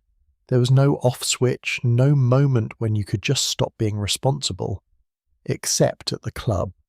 At the club, you could literally fall asleep in a public room and nobody would judge you. In fact, they'd protect your rest. They'd maintain the silence. They'd walk softly past you. They'd let you sleep through dinner if that's what you needed. The clubs offered something radical for that time: permission to be unproductive, permission to just exist without contributing, without improving, without doing anything at all. Terry Pratchett captured this beautifully in his novel Thief of Time, where he describes a fictional club called Fidgets. It's a refuge for gentlemen who have spent their lives being ordered around by mothers, nurses, governesses, and wives, where they can sit back, eat unhealthy food, and take naps under tinted newspapers. One of the rules at Fidgets is that women are only allowed inside during a small specified time frame, so any woman seen outside those hours must be a hallucination, and is therefore ignored. It's satire, obviously, but satire that cuts close to truth. The sleeping culture also created interesting dynamics around time. At these clubs, time moved differently. 3 in the afternoon wasn't mid-work day, it was nap time. Evening didn't mean returning home to family, it meant settling in for dinner and cards until midnight or later. Members developed completely different circadian rhythms from normal society. They'd stay up until 2 in the morning gambling, sleep until noon, wake for lunch, nap from 3 to 5, then start the evening cycle again. It was like they existed in a different time zone, one that ran parallel to London, but never quite synced up with it. This separation from normal time had practical consequences. Members would miss family events because they'd fallen asleep at the club and woken up too late.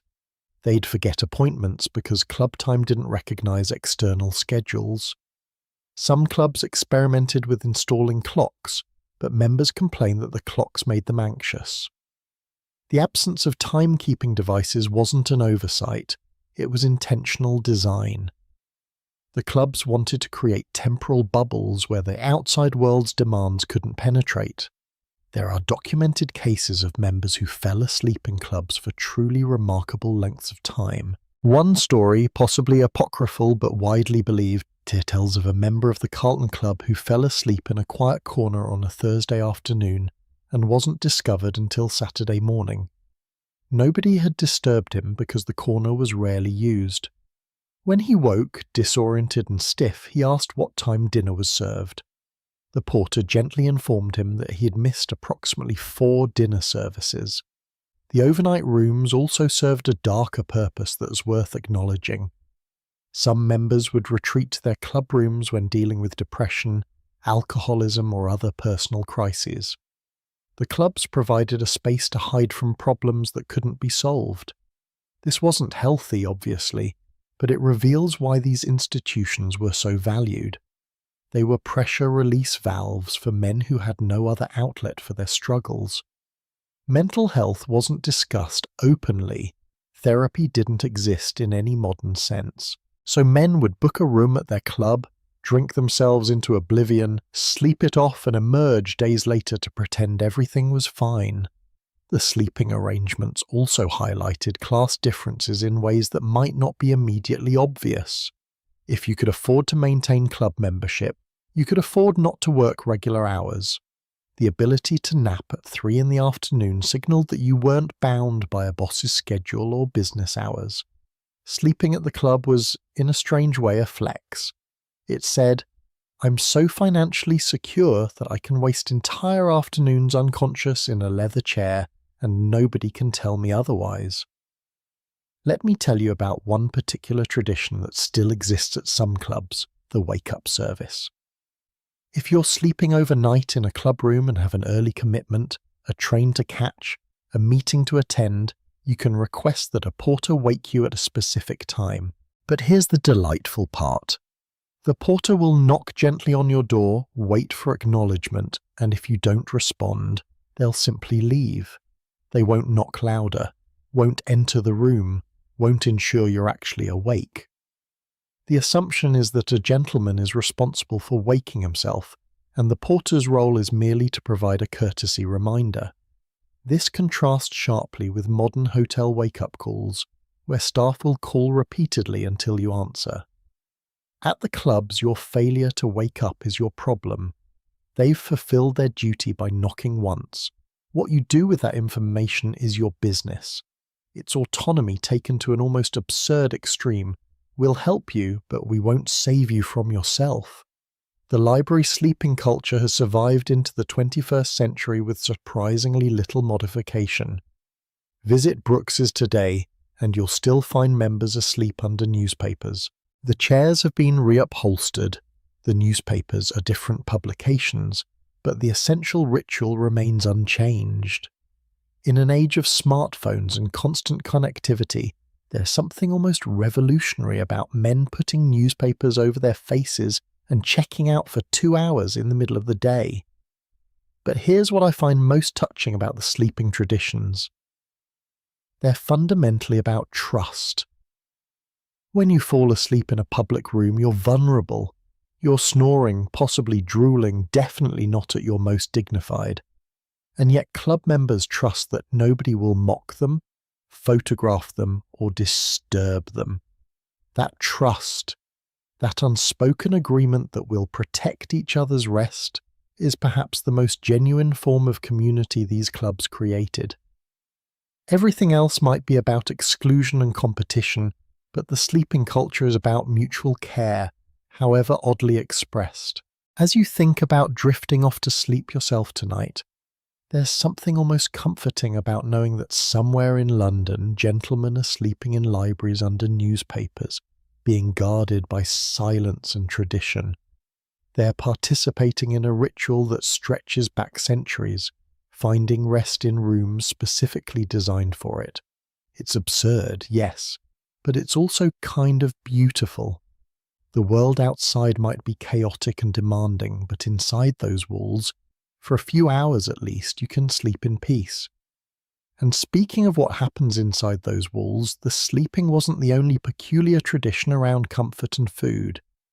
Because while we've talked about where these gentlemen slept, we haven't yet discussed what they ate when they woke up. And trust me, the dining customs at these clubs, specifically the obsession with what they called nursery food, opens up a whole new dimension of delightful strangeness. You're a 65-year-old member of parliament. You control significant wealth, make decisions affecting millions of people, and command respect wherever you go.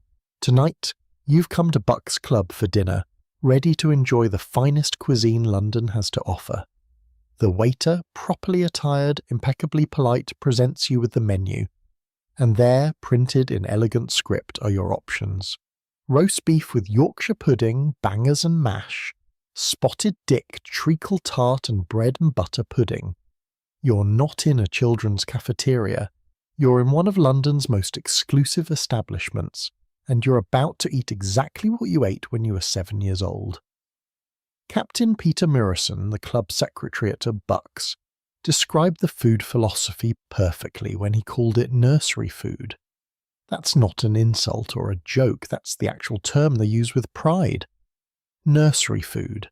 The kind of simple, starchy, comforting dishes that nannies fed to upper-class children in the nursery rooms of Victorian and Edwardian estates. And these grown men, these titans of industry and government, actively seek it out. They could eat anywhere in London.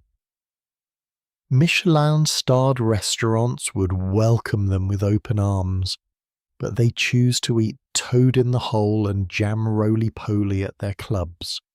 Let me give you a sense of what we're talking about here.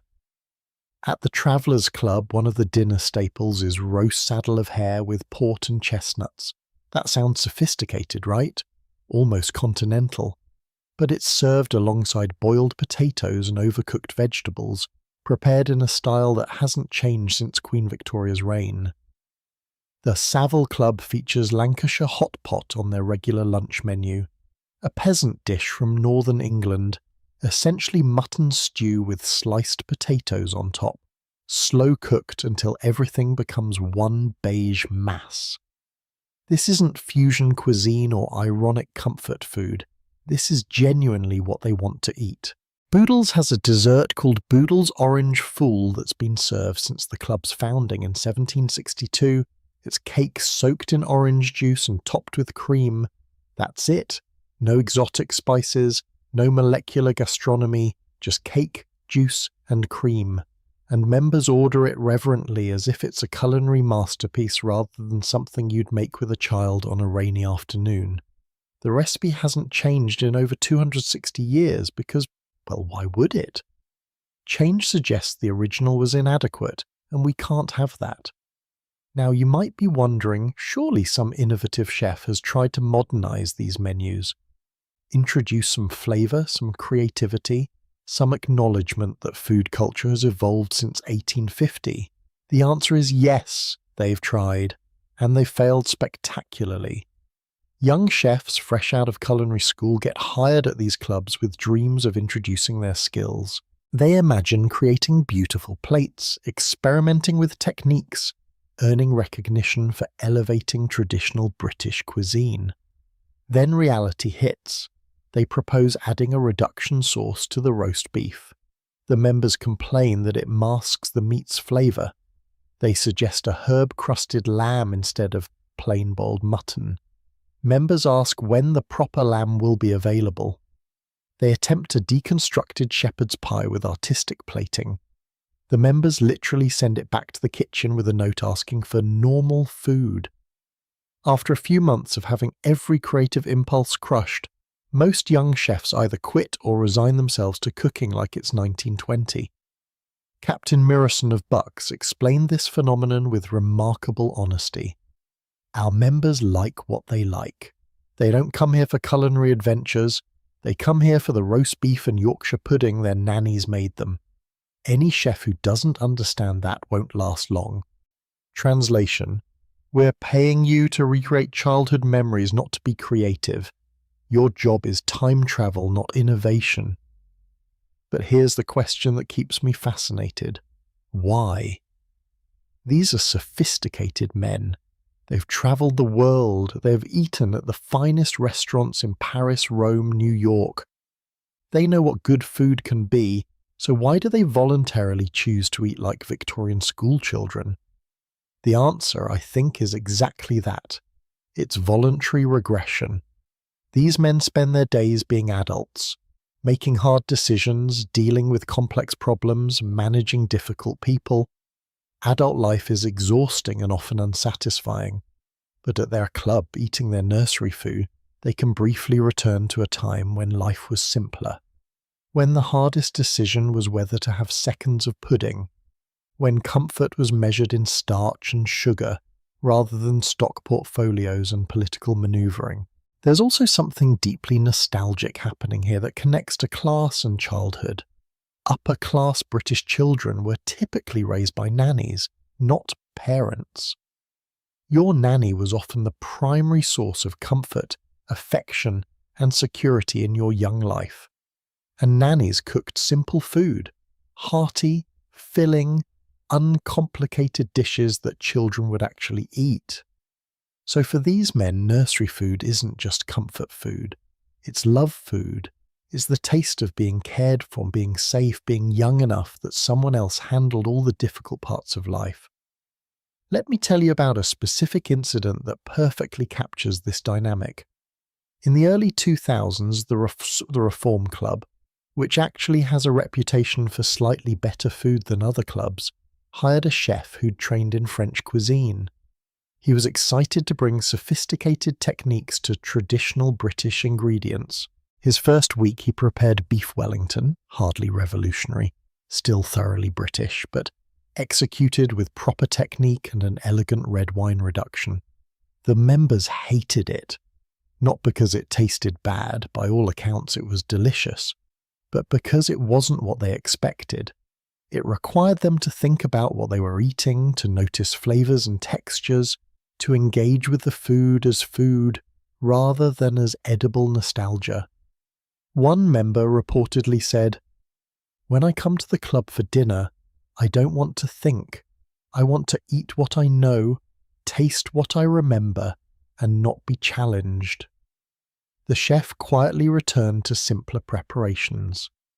This rejection of culinary innovation reveals something profound about what these clubs really offer. Predictability in an unpredictable world. Everything outside the club walls changes constantly. Politics shift, markets fluctuate, technology advances, but inside the club, the spotted dick tastes exactly like it did in 1950, which tasted exactly like it did in 1850. That continuity is the point. The lack of change is the appeal.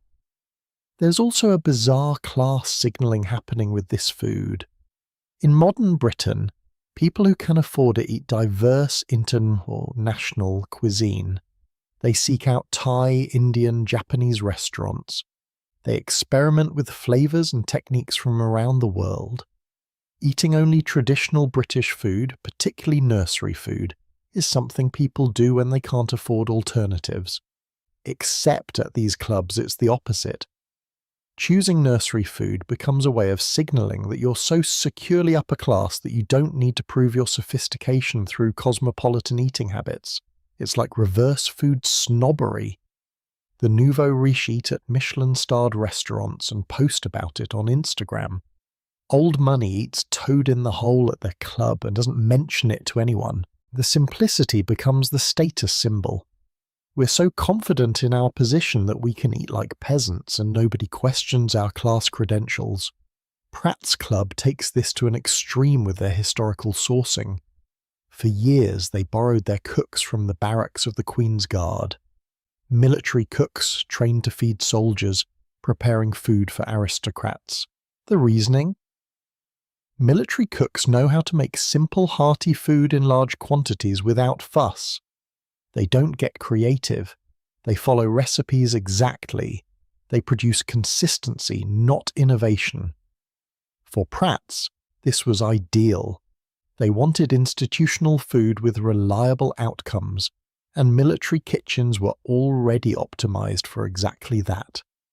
The beverage choices at these clubs mirror the food conservatism. Port is ubiquitous, thick, sweet, fortified wine that was fashionable in the 18th century and remains frozen in time at the clubs. Brandy, whiskey, and gin are the standard spirits. You can probably get wine if you ask, but many clubs have wine lists that haven't been updated in decades. One member joked that his club's house white was so old it had become vintage by accident. Coffee is available, of course, but it's typically prepared the way it was in Victorian times. Strong, black, and unremarkable. The modern coffee revolution, espressos, cappuccinos, pour-overs, single-origin beans, has largely bypassed these institutions. You won't find a latte at White's. The very concept of ordering a flat white with oat milk would probably cause the staff to politely suggest you visit a coffee shop instead. But let's talk about the specific dishes that dominate these menus, because each one tells a story about British food culture and childhood. Spotted Dick, and yes, that's genuinely what it's called, is a steamed suet pudding with dried fruit. Suet is hard fat from around animal kidneys. It makes the pudding dense and filling. The spots are the raisins or currants mixed throughout. It's served with custard and eaten hot. Describing it makes it sound terrible. Eating it feels like being wrapped in a warm blanket. That's the appeal. It's not pleasure in a culinary sense. It's comfort in a psychological sense. Treacle tart is another staple. A pastry shell filled with golden syrup, breadcrumbs, and lemon juice. It's intensely sweet, sticky, and completely one-note in flavour. There's no complexity, no layering of tastes. It's sugar and carbs, pure childhood energy food. Adults eating it aren't seeking sophisticated dessert. They're seeking the endorphin hit of childhood treats. Yorkshire pudding deserves special mention because Americans often misunderstand what it is. It's not pudding in the American sense, not sweet, not creamy.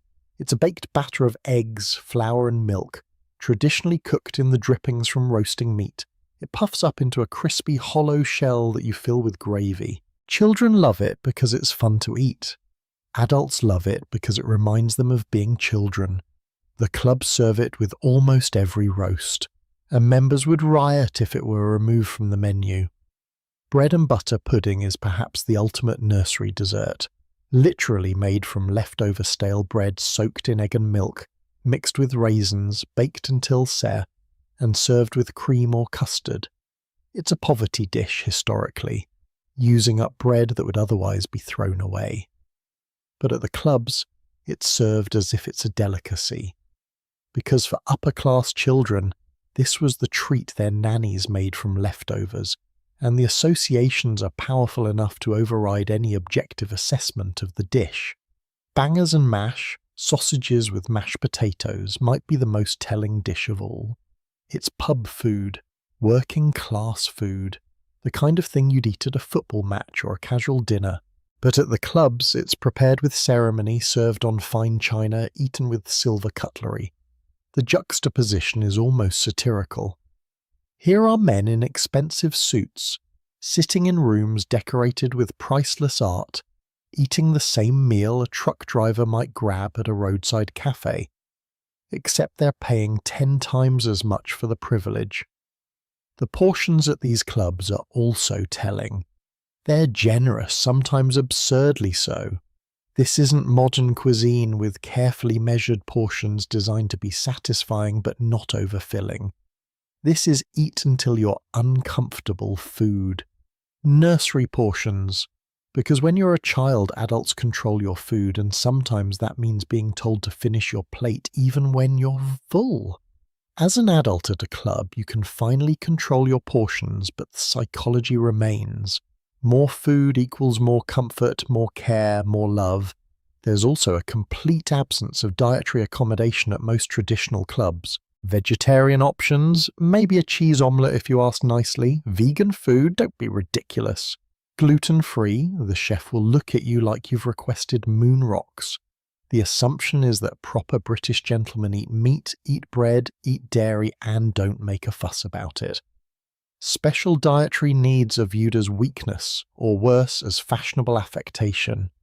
This is slowly changing. Even the most traditional clubs have had to acknowledge that some members have genuine allergies or medical conditions requiring dietary restrictions. But the changes happen reluctantly, with much grumbling about how complicated everything has become. And, in my day, you simply ate what was served. The ritual around meals at clubs reinforces the nursery atmosphere. At many clubs, lunch and dinner are served at fixed times. You don't order à la carte from a menu with dozens of options. You're presented with 2 or 3 choices, pre-selected by the kitchen. You make your choice, and that's what you get. It's exactly how meals work in institutional settings, schools, hospitals, military bases. You're given options, not infinite choice. And apparently for club members this is comforting rather than restrictive. Some clubs even have assigned seating at certain meals. You sit where you're told, potentially next to people you don't know well. It's communal dining nursery style, where the adults decide the social arrangements and the children, members, accommodate themselves to the structure. The loss of control is the appeal. You don't have to make decisions about where to sit or whom to talk to. It's been decided for you, just like when you were young. What absolutely fascinates me about all this is how it contradicts the image these clubs project of sophisticated worldly gentlemen. If you based your understanding solely on the dress codes and formal etiquette we discussed earlier, you'd imagine these men eating refined continental cuisine, discussing wine vintages, demonstrating impeccable taste in all things. But then you discover they're eating shepherd's pie and rice pudding, and suddenly the whole facade cracks a bit. They're not sophisticated cosmopolitans. They're homesick children in expensive suits. And maybe that's the most honest thing about the clubs. Strip away the pretension, the exclusivity, the elaborate rituals, and what do you have? Men who want to feel safe and cared for. Men who associate safety and care with the food of their childhood. Men who would rather eat familiar comfort food than impressive cuisine, because impressive requires effort and they're tired of making effort. As you think about your own comfort foods tonight, consider what they reveal about you. What tastes take you back to feeling safe? What foods represent love and care in your personal history? The gentlemen at their clubs eating spotted dick aren't so different from the rest of us seeking mac and cheese or chicken soup when we're stressed. We all want to be children again sometimes, if only for the duration of a meal. But if you think the food is the strangest part of club dining, wait until you hear about the bow window at White's Club.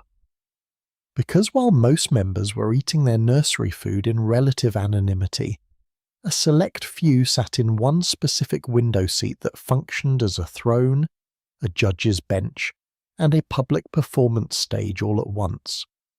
And from that window, they quite literally controlled London fashion and society with nothing more than their facial expressions. There's a particular window at White's Club, a curved bay window jutting out onto St. James's Street, that wielded more power over British society than most government offices, not because of anything that happened inside the building, but because of who sat in front of that window and what they did while sitting there. From this single architectural feature, a handful of men controlled fashion, reputation, and social acceptance across London. Their weapon wasn't money or political office.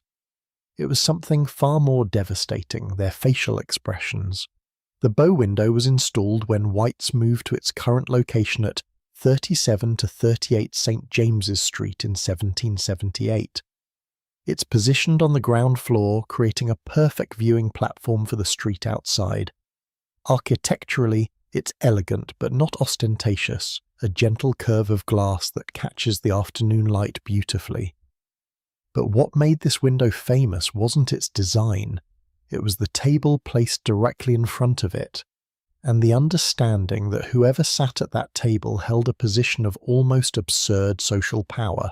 The first true master of the bow window was George Bryan Brummell, known to history as Beau Brummell.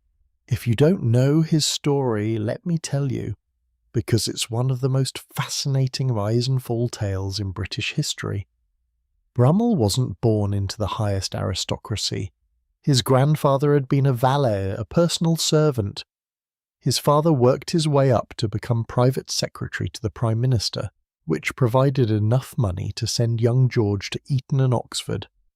But Brummel had no title, no vast estates, no hereditary wealth to fall back on.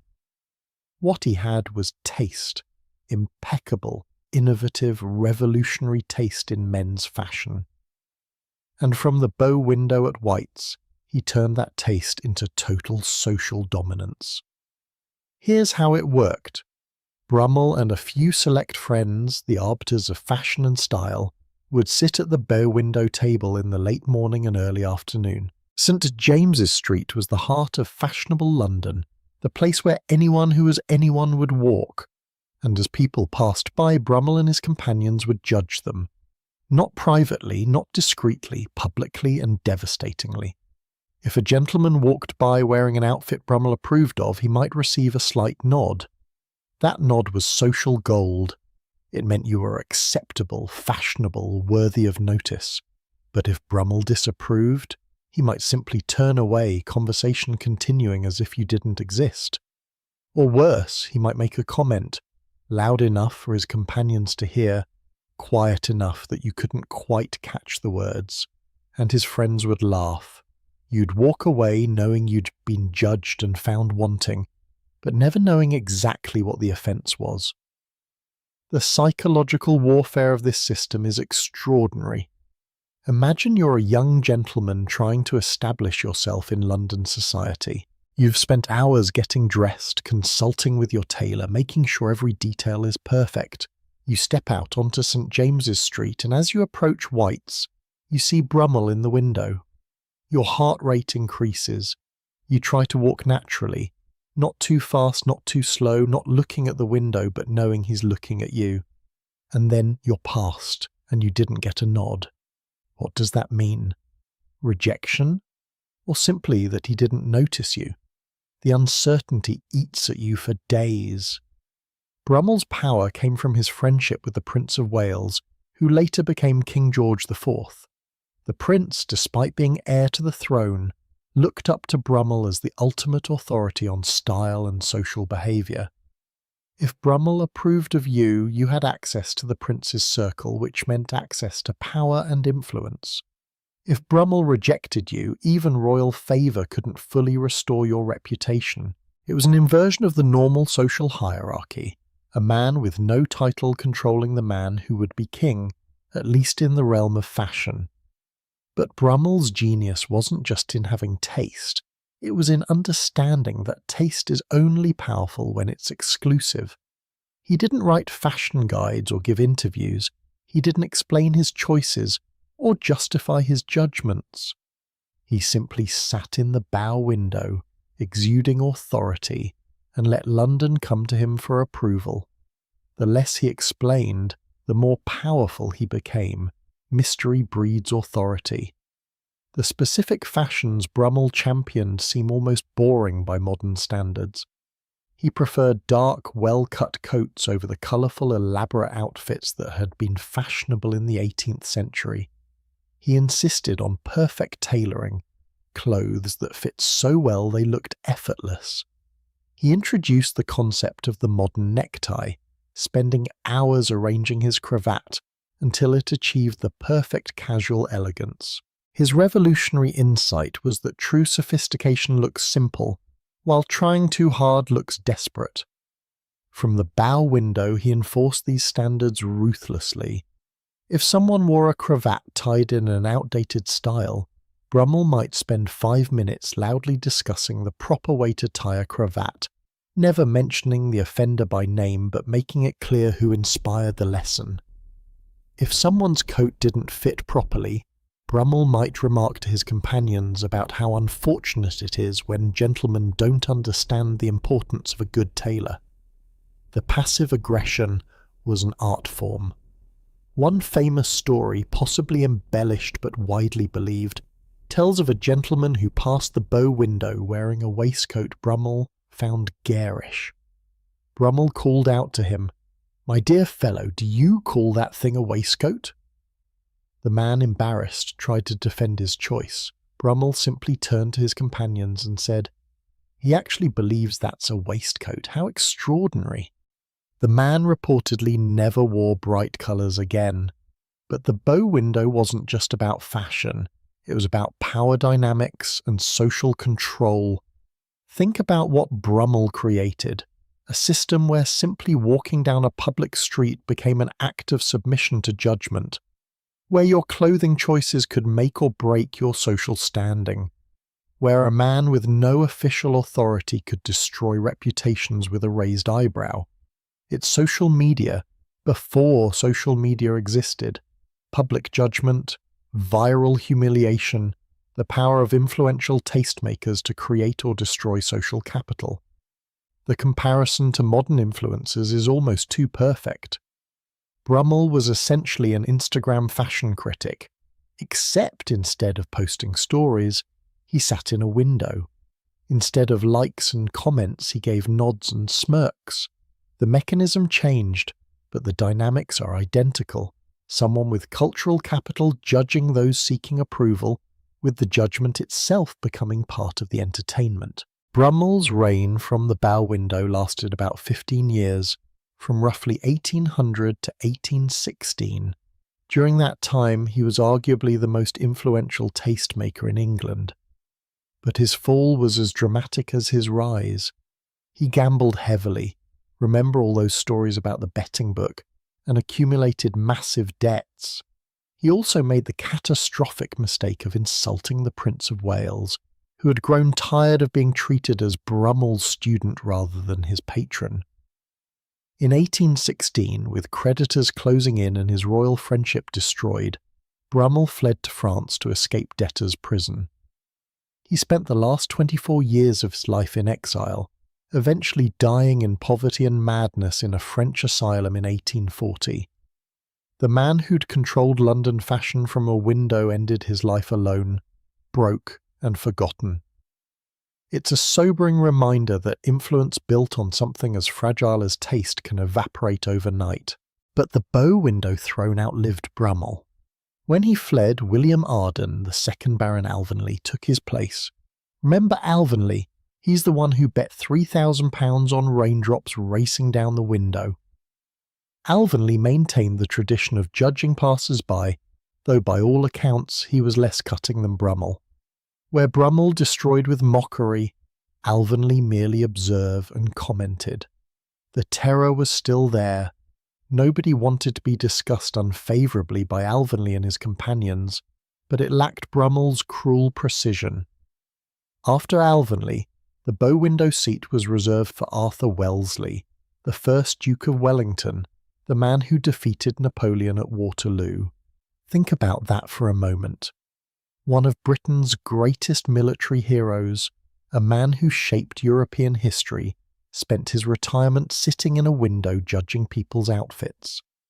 What does that tell you about what British society valued? Military genius was impressive, but fashion authority was eternal. Wellington held the bow window throne until his death in 1852. Unlike Brummel and Alvanley, Wellington didn't engage in public mockery. He simply sat there, a living monument, and his presence was judgment enough. If the Duke of Wellington looked at you from that window, you felt the weight of his gaze regardless of whether he approved or disapproved. The man had stared down French cavalry charges. Your cravat wasn't going to impress him either way. What's remarkable is how this tradition, which could have been seen as cruel or petty, was instead celebrated as sophisticated cultural commentary. Satirists drew cartoons of the bow window judges, writers referenced it in novels. The general public seemed to accept that certain men had earned the right to publicly judge their social inferiors, and that this judgment was somehow beneficial to society. It kept standards high, the reasoning went. It prevented the decline into casual slovenliness. But let's be honest about what it really was. Bullying formalized into tradition. These men used their position, literally their physical position in a window, to make others feel small. They took pleasure in their power to affect how people felt about themselves. And they did it all under the guise of maintaining standards and promoting good taste. It's every mean girl clique from every high school, except these were grown men in their 40s and 50s doing it to other grown men. The psychology of seeking approval from the bow window reveals something uncomfortable about human nature. These men being judged weren't powerless.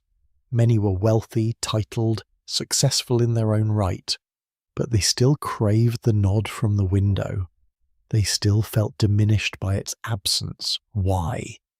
Because humans are social creatures desperate for acceptance from whoever we've decided represents the in-group. Brummel and his successors understood this and exploited it brilliantly. There's also something deeply sad about the bow window tradition when you think about it from the judge's perspective. These men spent their afternoon sitting in a window watching people walk by, finding fault with strangers' clothing. What kind of life is that? How empty must your days be that this constitutes entertainment? Brummel, at least, was building a career. His fashion influence was real power that translated into social access and opportunity. But Alvanley and Wellington? They were already established. They didn't need the bow window for career advancement. They sat there because they had nothing better to do. The tradition gradually faded after Wellington's death. The bow window remained. It's still there today, but it stopped being the throne of social judgment. Fashion became more democratic. Magazines and newspapers started publishing style guides. The idea that a few men in a window could control what everyone wore became increasingly absurd as the 19th century progressed. By the Edwardian era, the bow window was just a nice place to sit and watch the street stripped of its former power. But while it lasted, the bow window represented something uniquely British. The belief that elaborate social hierarchies and public humiliation could be disguised as refinement and good taste. That cruelty could be sophisticated if executed with proper style. That judging others wasn't mean-spiritedness.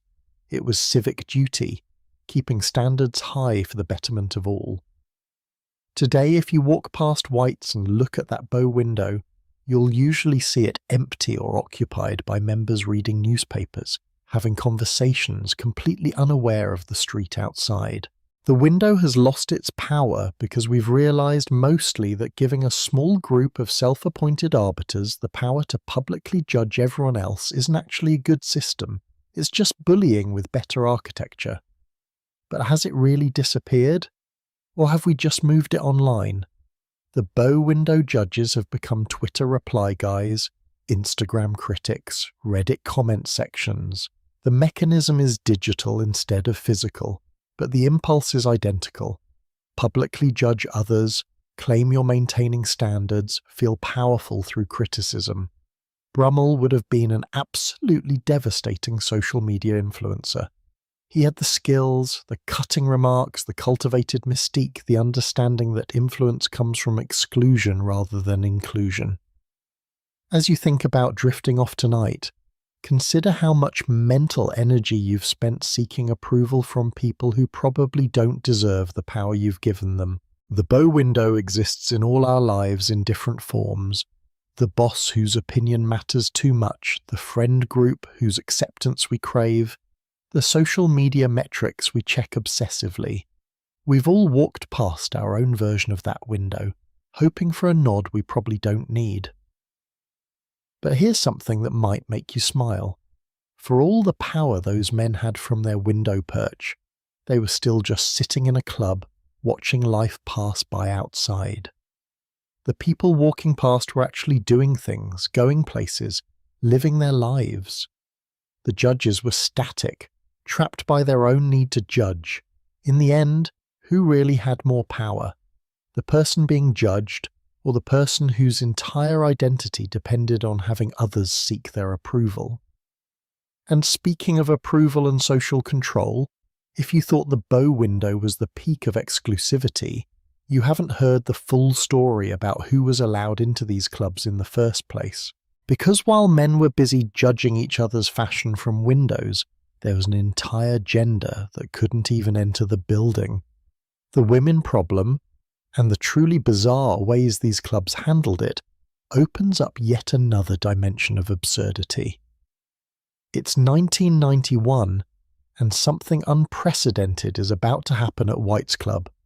Queen Elizabeth II, the reigning monarch of the United Kingdom, Supreme Governor of the Church of England, head of the Commonwealth, is coming to visit. This should be straightforward. She's the Queen. White's is on her territory. But there's a problem.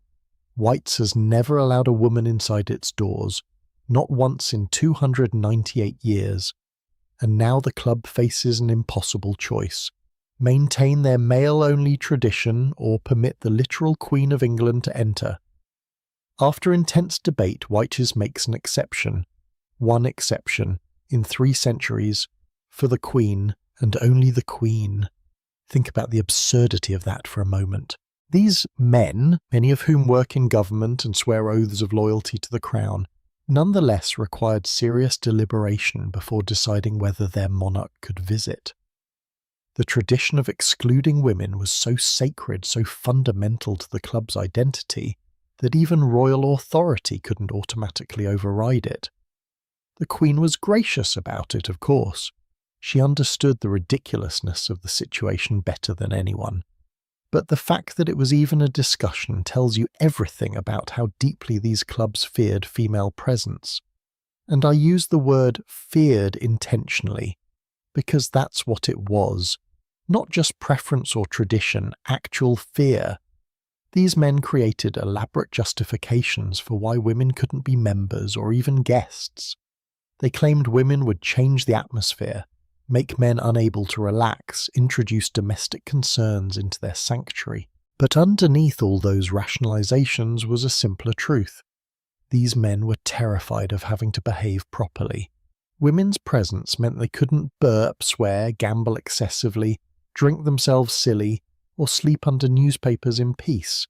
Women meant accountability, and accountability was exactly what they'd built these clubs to escape. Let me tell you about the East India Club, because their approach to the women problem was particularly revealing. The East India Club was founded in the mid-19th century for officers of the East India Company, men who'd spent years in colonial India, making fortunes while maintaining British superiority in foreign lands. When they returned to London, they wanted a club that felt familiar, that maintained the hierarchies they'd enjoyed abroad. This included keeping women firmly in their place. The East India Club eventually, grudgingly, allowed women to visit, but with conditions so specific they border on parody. Women could only enter during certain hours. They had to use the back entrance. They were restricted to specific rooms and forbidden from others. And perhaps most telling, they had to be accompanied by a male member at all times, as if they might spontaneously combust or steal the silverware if left unsupervised.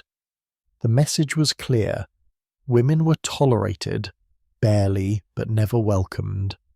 When the club's treasurer embezzled £500,000 in the early 2000s, the club's first concern wasn't recovering the money or prosecuting the crime, it was maintaining discretion.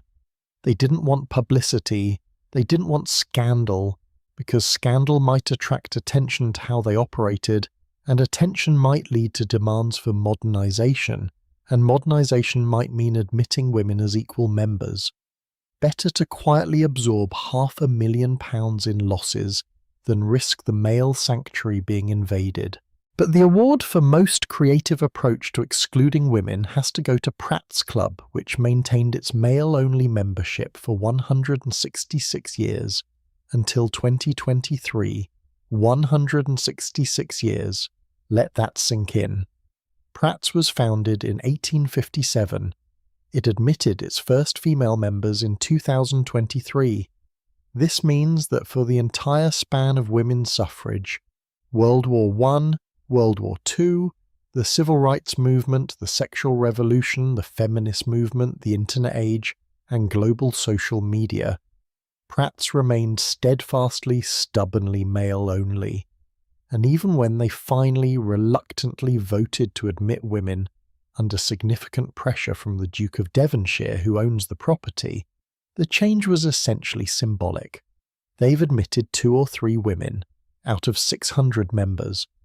The ratio is so skewed that calling Pratts now open to women is technically accurate and practically meaningless. It's like a country club with 1,000 members admitting 2 people of colour and declaring itself integrated. The justifications these clubs offered for excluding women evolved over time, each more absurd than the last. In the 19th century, they claimed women were too delicate for the rough masculine environment of club life. The smoking, the drinking, the coarse conversation, it would offend feminine sensibilities. By the mid-20th century, when that excuse had worn thin, they shifted to arguing that men needed spaces away from women to be fully themselves. It wasn't about protecting women, it was about protecting men's right to relax. By the late 20th century, facing actual legal and social pressure, the justifications became even more convoluted. They argued that private clubs should be allowed to set their own membership criteria, that forcing them to admit women violated their freedom of association. This is technically true. Private organisations generally can set their own rules, but the argument conveniently ignored that these weren't just social clubs. They were where business deals happened, where political alliances formed, where professional networks developed. Excluding women from clubs meant excluding them from power. David Cameron, who served as British Prime Minister from 2010 to 2016, was a member of White's for 15 years before resigning his membership in 2008. Why did he resign? Because White's refused to admit women, and Cameron, by then a rising political figure, couldn't justify belonging to an explicitly sexist institution while claiming to support gender equality. His father had been chairman of White's, so leaving wasn't easy. But even he, with all his privilege and connections, recognised that male-only clubs in the 21st century were indefensible. The fact that White's didn't care about losing a future Prime Minister's membership tells you how seriously they take their traditions. They'd rather be exclusive and controversial than inclusive and modern. And honestly, from their perspective, that's probably the right business decision. The controversy makes them more desirable to the men who do get admitted. Nothing increases demand like exclusivity, even when that exclusivity is based on outdated prejudice. Now let's talk about the Reform Club, which deserves recognition for being the first major London gentlemen's club to admit women as equal members. This happened in 1981, not exactly early, but decades ahead of most other clubs.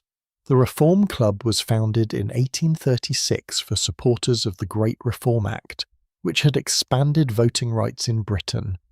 The irony of a club celebrating democratic reform excluding half the population apparently took 145 years to become obvious. When the Reform Club finally voted to admit women, it wasn't unanimous. The debate was heated, with older members arguing that centuries of tradition would be destroyed, that the essential character of the club would change forever. But younger members pointed out that excluding women was becoming socially untenable. Universities had gone coeducational, workplaces had integrated.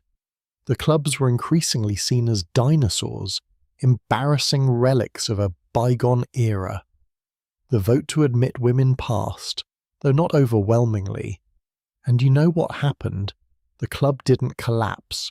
Men didn't flee in horror. The leather chairs remained comfortable. The food continued to be mediocre.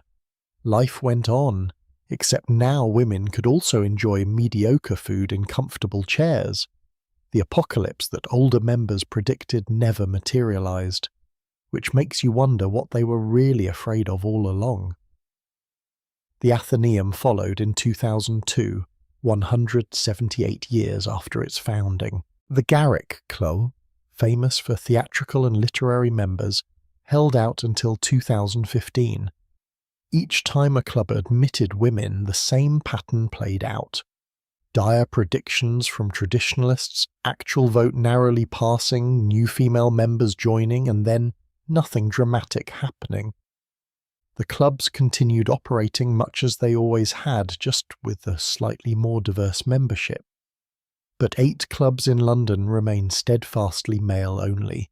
As of 2025, Whites, Brookses, Boodles, Bucks, Pratts, technically open but effectively male-only, the Travellers Club, the Beefsteak Club, and the East India Club. These holdouts represent the last bastions of institutional gender exclusion in British society. They're allowed to maintain these policies because they're private clubs, not public accommodations. But their continued existence raises uncomfortable questions about whether private discrimination is acceptable when those private spaces are where public power concentrates. The women-only clubs that exist, like the University Women's Club founded in 1921, or the Albright founded in 2018, are often pointed to by male-only clubs as proof that gender-exclusive spaces are fair for both sexes. But this is a false equivalence. Women's clubs weren't created to exclude men from power. They were created because women were excluded from everywhere else. They're a response to discrimination, not a parallel form of it. There's a brilliant moment in Terry Pratchett's novel Thief of Time where he describes the fictional Fidgets Club and its approach to women. The club only allows women inside during a small specified time frame. Any woman seen outside those hours must therefore be a hallucination caused by stress or excessive pork consumption and is consequently ignored. It's satire, obviously, but it's also barely more absurd than the real policies these clubs maintained. The psychological gymnastics required to exclude women from clubs while claiming not to be sexist are genuinely impressive. Members would argue, it's not that we think women are inferior, we just need a space without them. As if needing to be away from an entire gender isn't itself a statement about how you view that gender. They'd say, women have their own clubs, so it's equal. As if pretending women's clubs have equivalent power and influence makes it true. Some members offered even stranger justifications. Men and women socialize differently. Men need to be around other men to bond properly. This would be more convincing if these same men didn't spend their workdays with women colleagues, their home lives with women family members, and their social lives with women friends. The only time they needed to be away from women was at their clubs, which suggests the issue wasn't about different socialization styles. It was about preserving a space where outdated masculine behavior wouldn't be challenged. Here's a question worth considering. What exactly were these men doing at their clubs that required women's absence? We've talked about gambling, drinking, sleeping, and eating nursery food. None of these activities are inherently male. Women gamble, drink, sleep, and eat comfort food too. So what was it really about? I think it comes down to something simpler and sadder. These men wanted a place where they could be adolescents without judgment, where they could be irresponsible, petty, and silly without having to be the grown-ups they pretended to be everywhere else. And women represented adulthood, responsibility, consequences. The irony is that by excluding women, the clubs created environments where men never had to grow up, where at 60 years old you could still act like you're 20 because everyone around you was acting the same way. It's Peter Pan syndrome institutionalized, and while that might sound fun, it's also kind of tragic. These powerful men running countries and corporations clinging to adolescent freedoms because adult responsibilities feel too heavy. The clubs that have admitted women report almost universally that it hasn't changed much. Women join, pay their dues, use the facilities, and generally fit in just fine. They don't demand curtains be changed or carpets replaced. They don't impose domestic concerns on club life. They just exist as members, same as the men. which reveals that all the fears about women destroying club culture were always nonsense. The real fear was that women would demand the men act like mature adults, and that turned out to be largely unfounded. Women who join these clubs understand what they're joining. But here's what's genuinely changed. The clubs that remain male only are increasingly seen as peculiar anachronisms. Young wealthy men, the next generation who would normally join, are less interested because belonging to a male-only institution is now a liability rather than an asset. The clubs face a choice: evolve or die. Some are choosing evolution, others are choosing die slowly while maintaining principles. Time will tell which strategy works. As you think about falling asleep tonight, consider the energy these men devoted to keeping women out. The committees formed, the votes taken, the arguments made, the traditions defended. All that effort, all that anxiety, all that fear over what? Over sharing a dining room, over allowing women to sit in their leather chairs. The magnitude of the reaction suggests the threat wasn't really about logistics or atmosphere. It was about identity. These men built their sense of self around being part of an exclusive male group. Admitting women didn't just change the club, it changed what membership meant. And perhaps that's why the holdouts are so stubborn. They're not really defending male-only space. They're defending their understanding of who they are. When your identity is wrapped up in belonging to something exclusive, making it less exclusive feels like losing yourself, even when what you're losing is just the right to eat spotted dick without women present. But if you think the women problem is the height of club absurdity, we haven't yet discussed the rules. Not the big rules about membership and dress codes, we've covered those. I'm talking about the small, bizarre, incredibly specific rules that govern daily life at these clubs. Rules so arbitrary, so unnecessary, so perfectly crafted to make life difficult for no good reason, that they make everything else we've discussed seem almost sensible by comparison. Here's a rule that actually exists at traditional gentlemen's clubs, written down in their official guidelines. No discussion of trade or business shall take place within club premises. Let that sink in for a moment. These are clubs whose membership consists primarily of businessmen, politicians and landowners, people whose entire lives revolve around commerce and deal-making, and they've created sanctuaries where the very topic that connects them all is officially forbidden. Of course, business deals happen at these clubs constantly. Fortunes change hands over brandy, political alliances form over dinner. But officially, no business discussion allowed. The hypocrisy is so perfect, it's almost artistic. This contradiction between stated rules and actual behaviour runs through every aspect of club life like a thread of pure absurdity. The clubs have spent centuries creating elaborate regulations that everyone understands are meant to be selectively ignored. It's a system where following the rules makes you naive, and knowing which rules can be broken makes you sophisticated. Welcome to the gentleman's club approach to governance, where everything is forbidden and nothing is enforced, unless someone important decides otherwise. Let me start with the rule about not bringing strangers into the club, because Pratt's enforces this one with almost comical severity. Their rulebook states, "No member shall bring a stranger into the club under any pretense whatsoever." The language is absolute. No stranger, no pretense, no exceptions.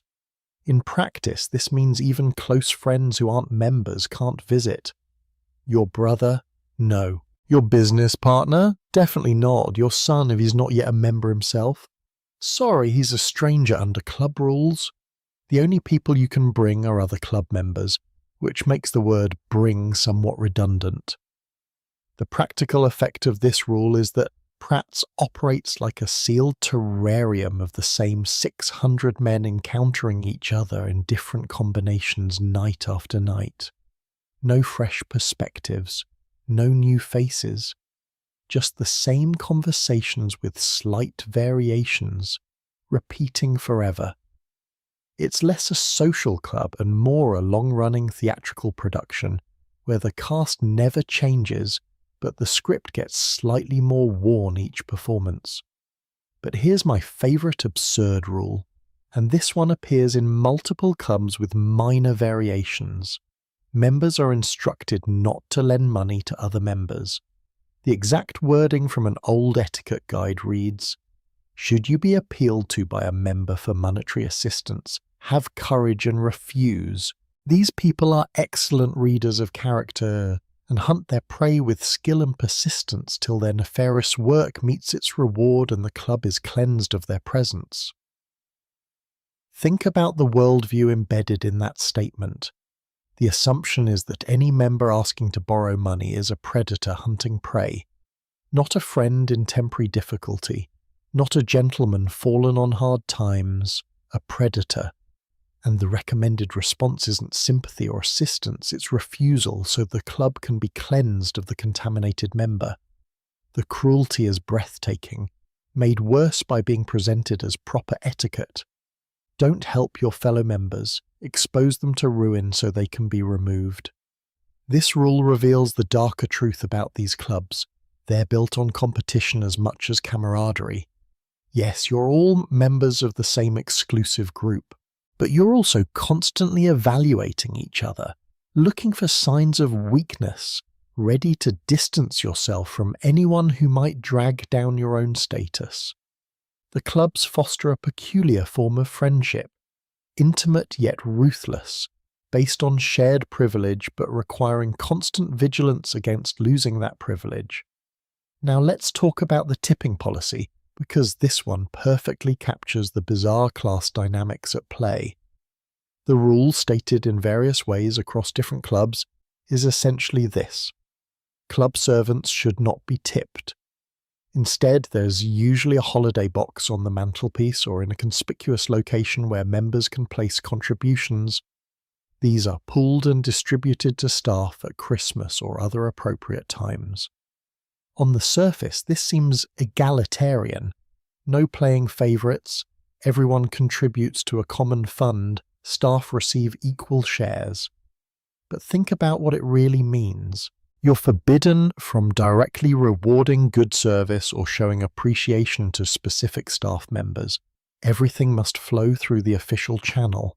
It's another way of maintaining distance, of ensuring that the relationship between members and staff remains purely institutional rather than personal. God forbid you develop an actual human connection with the person who's served you dinner every week for 10 years. The mobile phone ban is a recent addition to club rules, but it's enforced with the same severity as centuries-old traditions. At most traditional clubs, you're required to leave your mobile phone in your locker or check it at the door. Using a phone in public areas is grounds for reprimand. Some clubs have designated phone rooms where you can make calls, but these are usually small, uncomfortable spaces that make it clear you're engaging in unsavoury behaviour.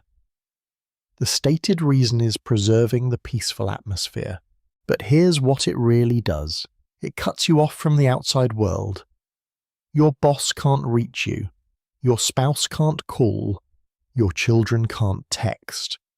For the duration of your club visit, you're unreachable, unaccountable, free from the demands of modern life.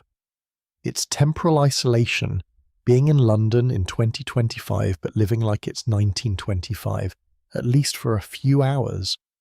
The irony is that many members check their phones constantly the moment they leave the building. They're not actually disconnecting from technology, they're performing disconnection for each other. Look at us, so sophisticated we don't need phones. Meanwhile, their assistants are frantically trying to reach them about urgent matters. But urgency has no meaning inside the club. The club operates on its own schedule, its own priorities, and the outside world can wait. Let me tell you about the rule that prohibits laptops and work-related papers in certain clubs. You can bring a book, preferably something respectable like history or biography. You can bring a newspaper, though it should be a proper newspaper like the Times or the Telegraph, not a tabloid. But a laptop? Work documents? Absolutely not. Because those items signal that you're working, and working signals that you need to work, which signals that you're not wealthy enough to avoid working. This is class performance at its most explicit. Wealthy people work, of course. Many club members have demanding careers, but at the club you perform leisure. You perform having so much time and money that work is optional. Even if you're stressed about a deadline, even if you're worried about a business deal, you sit in the library with your newspaper and pretend life is effortless. The club is a stage, and the performance is man with no concerns. The pay your club bills before any other debt rule deserves special attention because it reveals the club's priorities with crystalline clarity. A 19th century guide states, "A gentleman always pays his club bills and mess bills before any other debt at the risk of social ruin." Notice that order. Club bills first, then everything else, mortgage, business loans, family obligations. Because failing to pay the butcher might be unfortunate, but failing to pay your club fees is unforgivable. This rule led to the perverse situation where men would fall behind on rent, dismiss servants, even neglect family needs to ensure their club fees were current. Because without the club you lose access to the network that makes everything else possible. The club isn't just a luxury, it's infrastructure. Letting your membership lapse is career suicide, social suicide, actual suicide in some historical cases. So you pay the club no matter what. There's a rule about not waking sleeping members that we touched on earlier, but it extends beyond just the library. Throughout the club, if someone is asleep in a chair, on a sofa, even on the floor in one documented case, you are not to disturb them. You walk around them. You speak quietly near them. You let them rest regardless of how long they've been sleeping or how inconveniently positioned they've become. This rule has led to members sleeping through entire evenings, missing dinner, waking disoriented at midnight in a dark club with confused night staff. The never discuss religion or politics rule is honoured, more in the breach than the observance, but it technically exists.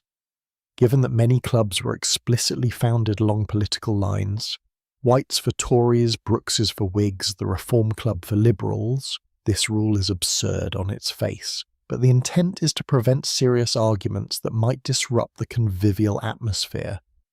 You can hold political views, you can even discuss them, but you can't argue passionately or take genuine offence. Politics must remain a game, not a matter of sincere conviction. This creates a strange detachment where club members might vote on legislation affecting millions of lives, but inside the club, those decisions are discussed as abstract intellectual exercises. The human consequences of policy become footnotes to clever debate. It's how you end up with men making life and death decisions over port while treating those decisions as entertaining thought experiments. The club rules enforce emotional distance from real-world impact. Let's talk about the dress code violations we haven't covered yet, because some of these are beautifully specific. At certain clubs, wearing brown shoes with a blue suit is technically acceptable during the day but frowned upon in the evening. Why? Nobody can articulate a reason. It's just understood that evening formality requires black shoes. Brown suggests casualness, and casualness suggests you don't take the evening seriously, which suggests you don't take the club seriously, which suggests you don't really belong. Or consider the rule about buttoning your jacket. You're expected to leave the bottom button undone, always. If you button all the buttons on a 2-button or 3-button jacket, you've committed a faux pas. The origin of this rule supposedly dates to King Edward VII, who was too rotund to button his bottom button, so courtiers left theirs undone in solidarity. Whether that's true or apocryphal doesn't matter. What matters is that over a century later, men are still following a rule based on one king's waistline. The newspaper hierarchy in club reading rooms reflects class obsessions in miniature. The Times goes on the table at the front of the room, positioned prominently. The Telegraph and Financial Times are nearby. The Guardian and Independent are available, but position less prominently. Tabloids like The Sun or Daily Mail might be available, but they're tucked away almost apologetically, and reading them openly marks you as having questionable taste. The spatial arrangement of newspapers becomes a daily reminder of which opinions are respectable and which are not. Some clubs have rules about the order in which you can sit in chairs, not official rules exactly, but understandings. Certain chairs are reserved for senior members, not by age, by seniority of membership. A 70-year-old who joined last year defers to a 50-year-old who's been a member for 30 years. The 50-year-old gets the better chair by the fire. You learn these hierarchies through trial and error, usually by sitting somewhere you shouldn't and being politely informed that old Johnson usually sits there. The rule about not introducing yourself to other members is particularly strange. If you don't know another member, you're not supposed to walk up and introduce yourself. You wait to be formally introduced by a mutual acquaintance. This can lead to situations where you're sitting next to someone at dinner eating in silence because no one's around to perform introductions. The assumption is that if you're both members, you should already know each other, or someone should have already introduced you. Taking initiative suggests you're pushy, which suggests you might not be quite the right sort. Here's a rule I love for its sheer pettiness. At some clubs, you're not supposed to read over someone's shoulder.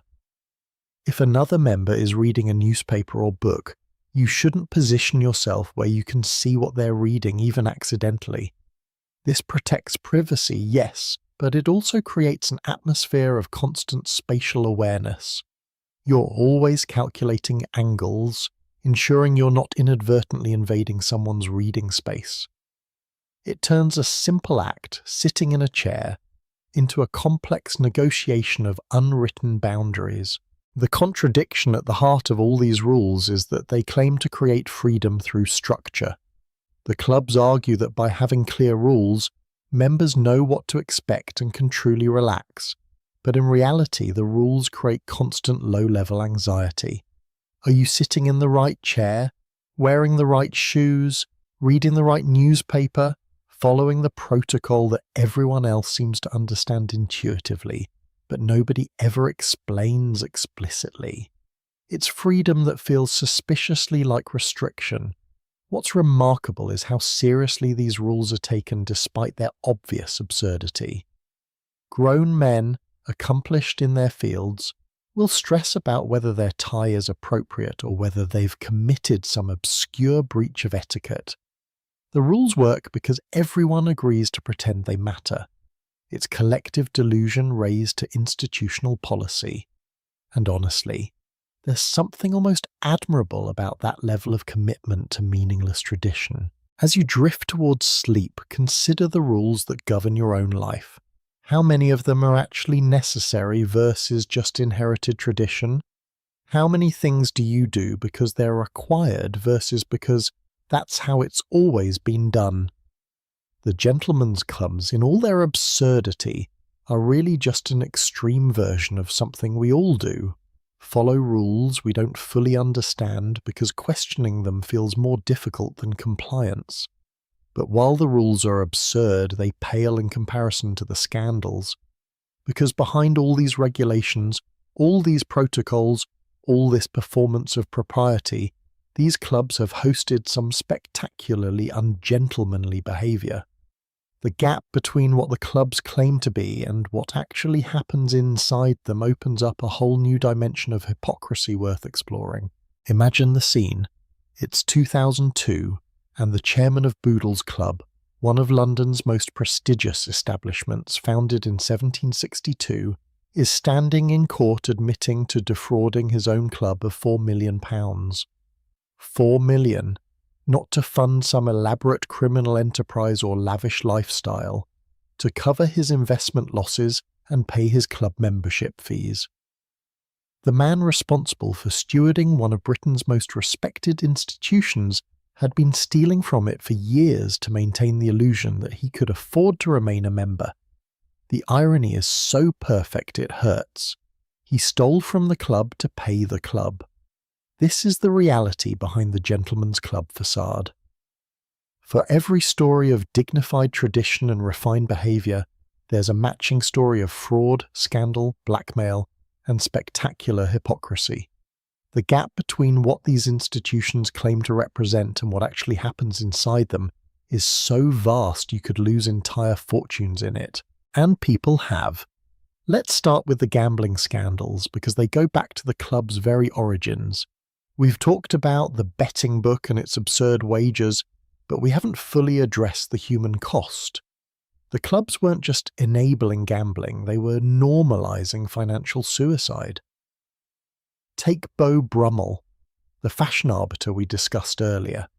His downfall wasn't fashion-related, it was gambling debts. He recorded his final bet in Boodle's betting book right before fleeing London to escape creditors.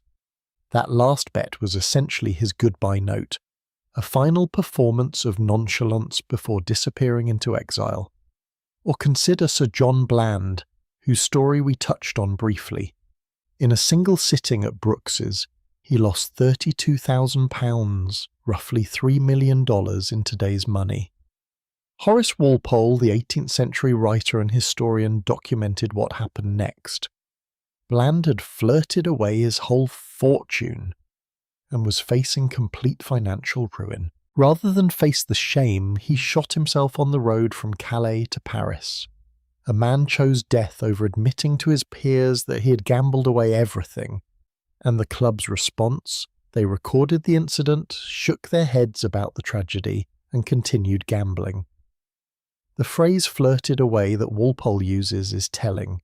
Flirting suggests something playful, almost charming. But Bland didn't flirt away his fortune. He destroyed his life in rooms specifically designed to make destruction feel sophisticated. The clubs dressed up addiction in leather chairs and crystal brandy snifters, making self-destruction look like gentlemanly recreation. They were enablers with excellent interior design. Now let's talk about the Brooks hot air balloon sex bet, because this story is so outrageous it sounds fictional. After a particularly lavish dinner at Brooks's in the late 1700s, an earl bet a duke 500 guineas, roughly $50,000 today, that the duke couldn't have sexual intercourse with a woman 1,000 yards up in a hot air balloon. Just process that for a moment. These supposedly refined gentlemen sat around after dinner, and someone's mind went to, I bet you can't have sex in a hot air balloon. The Duke accepted the bet. Documentation of whether he actually attempted it is murky.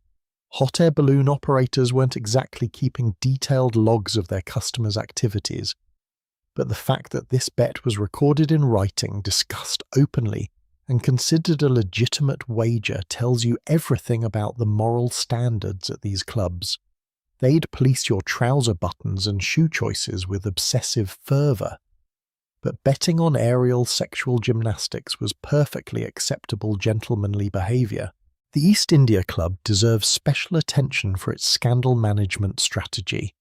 When we mentioned earlier that their treasurer embezzled £500,000, I glossed over the truly shocking part. The club's priority wasn't justice or accountability, it was discretion. They didn't want to prosecute because prosecution meant publicity, and publicity meant scrutiny, and scrutiny might reveal all sorts of other questionable activities. Better to quietly absorb the loss, quietly dismiss the treasurer, and quietly pretend nothing happened. This happened in the 21st century, not the 19th. These weren't medieval lords operating outside the law. These were modern British gentlemen choosing to prioritise reputation over justice. The treasurer who stole £500,000 faced no criminal charges. He simply stopped being a member. The club's discretion extended even to criminals, as long as they were the right sort of criminals. But the East India Club's scandals didn't stop at embezzlement. There was also the blackmail incident involving a British Member of Parliament who claimed parliamentary expenses to stay at the club during an extramarital affair. When a colleague discovered the affair, he attempted to blackmail the MP by filming him leaving the club with his mistress. The situation eventually became public, but what's remarkable is how many layers of rule-breaking were involved. The affair itself, the fraudulent expense claims, the blackmail attempt, and throughout it all, the club maintained its discretion. Nobody from the club commented publicly. The club's role was never officially acknowledged.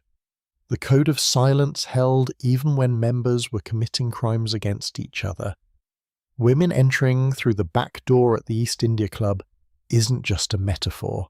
It was literal policy. Female guests had to use a separate entrance, presumably so members wouldn't have to acknowledge women's presence in the main hallways. Can you imagine the mindset required to create that policy? We'll tolerate women visiting, but they must enter like servants or deliveries, not like actual people who deserve to use the front door. And this policy existed well into the late 20th century, defended as maintaining tradition and dignity. The Claremont Club, founded in 1962 by John Aspinall, deserves mention because it made other clubs look almost restrained. Aspinall was an eccentric millionaire who also owned a private zoo, and he designed the Claremont as a casino for the super-rich. During the swinging 60s, the club became legendary for high-stakes gambling that made Whites and Brookses look positively modest. We're talking about single hands of cards worth tens of millions in today's money. The clientele included actors, politicians, and royalty, all gambling with money that could have fed entire towns. Aspinall himself was apparently indifferent to whether he won or lost. The thrill was in creating a space where Britain's elite could gamble without limit or judgment. The Claremont was the logical conclusion of club culture taken to its extreme, a place where the only rule was that there were no limits as long as you could afford the losses. Let me tell you about the political scandals that emerged from these clubs, because they reveal how business and politics mixed despite the no business discussion rules. Edward Ellis, a 19th century Whig Member of Parliament, famously declared that Britain had a system of club government. He wasn't exaggerating. More policy decisions were made in the smoking rooms of Brookses and the Reform Club than in the House of Commons. The clubs were where ministers consulted with business leaders, where parliamentary votes were arranged, where careers were made or broken. This created obvious corruption opportunities. If you wanted favourable legislation for your industry, you needed club access to the men making decisions. If you wanted a government contract, you needed to be at the right dinner table at the right club. The entire system ran on networks formed and maintained in these supposedly apolitical social spaces.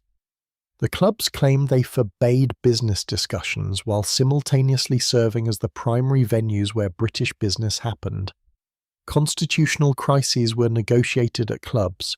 The 1910 to 1911 Constitutional Crisis, when the House of Lords' powers were being curtailed, nearly tore apart the social fabric of clubland.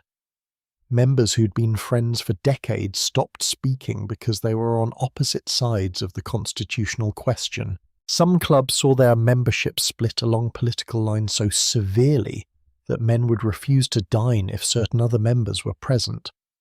The clubs prided themselves on being above politics, but when political tensions reached a boiling point, that pretense evaporated. Sexual scandals were handled with remarkable efficiency at the clubs. They were simply never discussed. If a member was caught in an affair, if someone's marriage collapsed due to infidelity, if there were whispers about inappropriate behaviour, none of it was acknowledged openly. The clubs operated on a "what happens here stays here" principle that would make Las Vegas jealous. This wasn't about protecting privacy, it was about protecting privilege. As long as scandals stayed quiet, members could continue their lives without consequence. This code of silence extended to protecting genuinely predatory behaviour. Without naming specific individuals, because many cases never became public, There are documented instances of members using club connections to cover up financial impropriety, to suppress embarrassing personal information, to avoid accountability for behavior that would ruin anyone without club protection. The network of mutual discretion became a shield against consequences. The bankruptcy scandals were particularly rich in irony. Club rules required members to pay their dues promptly, but numerous members over the years have faced financial catastrophe while maintaining club membership until the very end. The logic was that keeping up appearances mattered more than actual solvency. Better to go bankrupt maintaining your club membership than resign and admit you can't afford it. This led to the perverse spectacle of men selling family heirlooms to pay club fees while telling themselves they were preserving their position. Divorce cases involving club members often revealed the extent to which the club served as escape from family life. Wives would testify in court that their husbands spent more time at their clubs than at home, that club dinners took priority over family events, that the clubs fostered a culture where domestic responsibilities were seen as burdensome rather than important. The club's defense was always that they merely provided facilities. What members did with those facilities wasn't their concern. But when you create a space specifically designed to help men avoid their families, you can't claim innocence when marriages fail. Let me tell you about the drunkenness, because it was endemic and deliberately ignored. The club served alcohol all day. Members would start with sherry at noon, wine with lunch, port in the afternoon, cocktails in the evening, more wine with dinner, brandy after dinner. Consuming enough alcohol to incapacitate a normal person was considered unremarkable. The clubs even had systems for dealing with extremely intoxicated members. Staff would quietly help them to rooms to sleep it off or pour them into taxis with instructions for the driver. The drinking culture wasn't just tolerated, it was celebrated. Members would compete to show they could drink vast quantities while remaining functional. Getting blackout drunk at lunch was a minor faux pas, but getting drunk at dinner was basically expected. The clubs created an environment where alcoholism could flourish unchallenged because admitting someone had a drinking problem would require acknowledging that club culture contributed to that problem. There's a documented case of a member who fell asleep drunk in a club library and wasn't discovered for 2 days. 2 days. He'd wedged himself behind a bookshelf in a corner that wasn't regularly cleaned, and nobody noticed his absence because members came and went without announcing themselves. When he was finally discovered, disoriented and dehydrated, the club's response was to ensure he was medically treated and to tighten their room-checking procedures. They didn't question why a member could go missing for 48 hours without anyone noticing. The violence that occasionally erupted at clubs is less documented because it was aggressively suppressed, but it happened. Gentlemen's clubs were supposed to be havens of civility, but put enough drunk aristocrats in a confined space and disagreements turned physical. Arguments over card games led to shoving matches. Political disputes became near brawls. The clubs dealt with this by pretending it never happened, cleaning up any damage, separating the combatants, and ensuring nobody outside the club learned about it. Suicide at clubs was more common than you'd think, though it's rarely acknowledged in official histories. Men facing financial ruin, scandal, or personal crisis would sometimes take their own lives in their club rooms, the one place where they'd felt safe, the sanctuary they couldn't bear to leave. The clubs would quietly handle these tragedies, informing families, coordinating with authorities, and then never speaking of it again. The code of discretion extended even to death. What strikes me most about these scandals is how they reveal the fundamental hypocrisy of club culture. These institutions presented themselves as guardians of standards, bastions of propriety, examples of civilized behavior. But beneath that polished surface was addiction, fraud, exploitation and moral bankruptcy. The clubs weren't escapes from society's problems. They were pressure cookers that intensified those problems while hiding them from public view. And yet, the club survived. Despite embezzlement, despite gambling-related suicides, despite documented wrongdoing, the traditional clubs are still operating in 2025. The scandals didn't destroy them because the scandals were features, not bugs. The ability to absorb scandal, to protect members from consequences, to maintain discretion no matter what, that was part of the appeal. You join these clubs not despite their moral flexibility, but because of it. As you think about falling asleep tonight, consider how institutions protect themselves by protecting their members. The clubs understood something profound about power. If everyone has dirt on everyone else, and everyone agrees to stay quiet, the whole system becomes unassailable. Mutual discretion about mutual wrongdoing creates a bond stronger than friendship. It creates complicity. But while these scandals reveal the darkness beneath club culture, they're also ending points, moments when the clubs failed to live up to their own ideals. To truly understand what these institutions have become in the modern era, we need to look at how they've survived into a world that increasingly questions whether such exclusive spaces should exist at all. Because the last bastions of club culture are fighting for survival, and their strategies for staying relevant reveal just as much about human nature as their absurd traditions ever did. So here we are in 2025, and something remarkable has happened to London's gentlemen's clubs. Most of them have vanished into history. At the height of their influence in the late 19th century, London boasted over 400 of these establishments.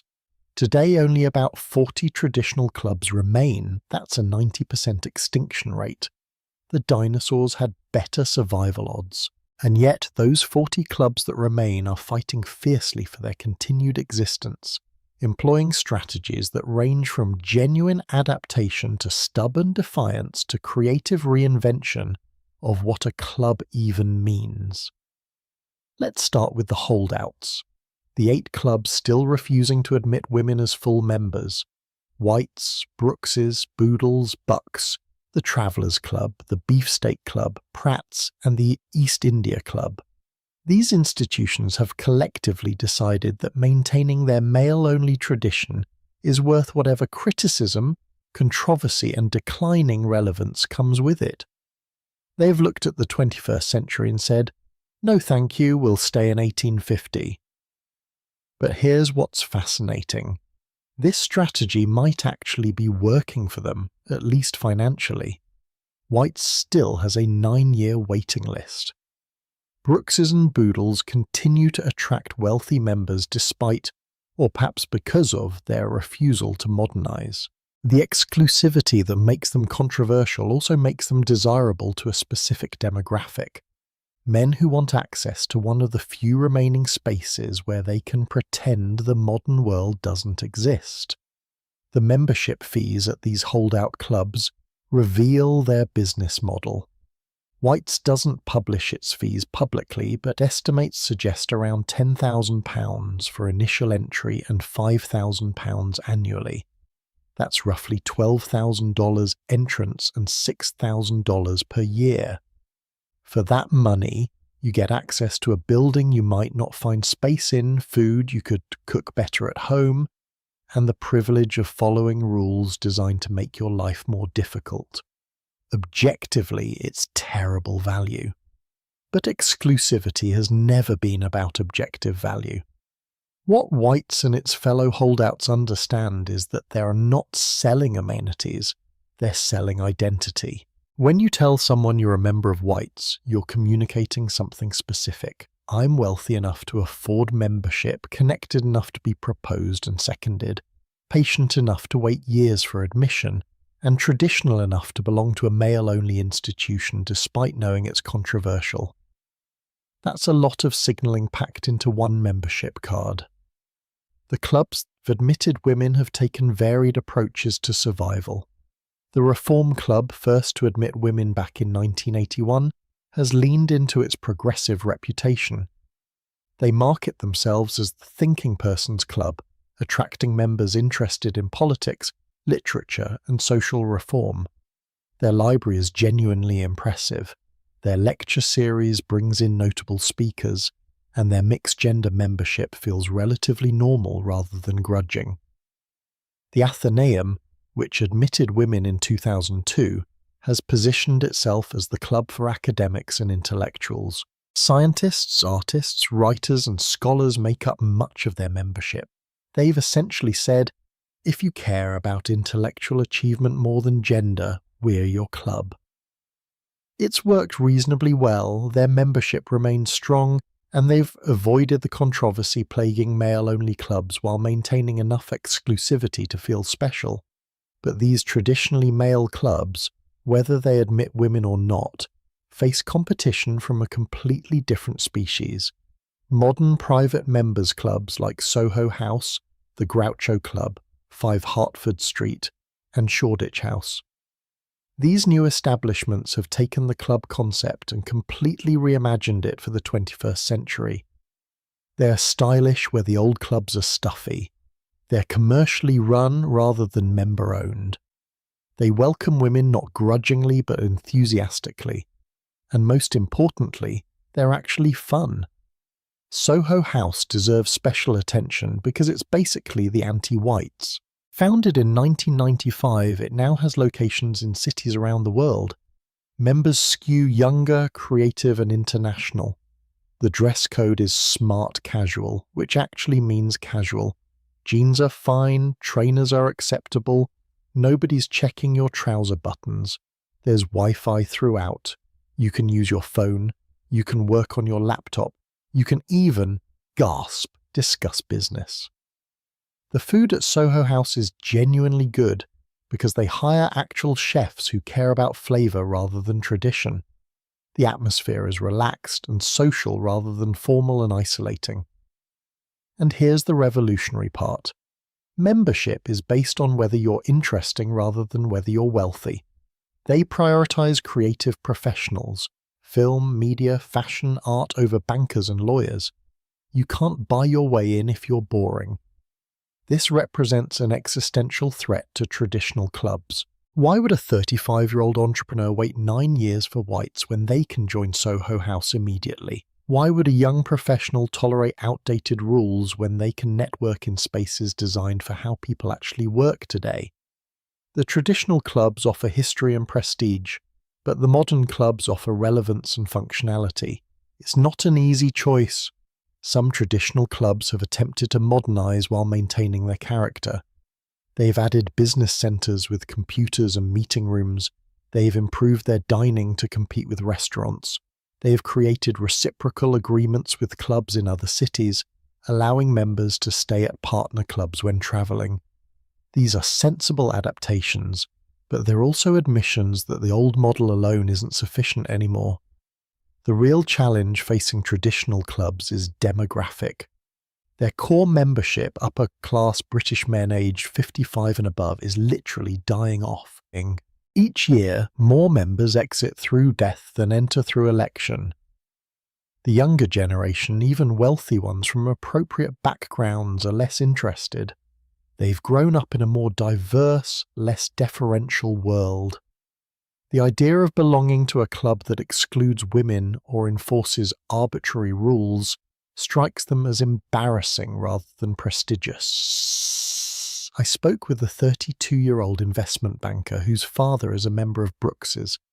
The father keeps suggesting his son apply for membership. The son keeps declining. When I asked why, he said, "What's the appeal? I'd pay thousands of pounds to eat bad food, follow pointless rules, and be associated with an institution that's obviously on the wrong side of history. My friends would mock me, not envy me. The whole thing feels like cosplay for privilege." That quote should terrify the traditional clubs because it represents their future, or lack thereof.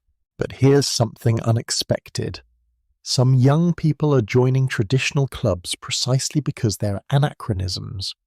There's a hipster irony thing happening where belonging to a fusty old institution becomes a form of counterculture rebellion. When everyone your age is at trendy bars and modern clubs, being the one guy who goes to Brooks's for spotted dick becomes a personality trait. It's retro in the same way vinyl records are retro, objectively inferior but aesthetically interesting. This creates a strange situation where the clubs are simultaneously dying and being discovered by a new generation. The numbers don't lie.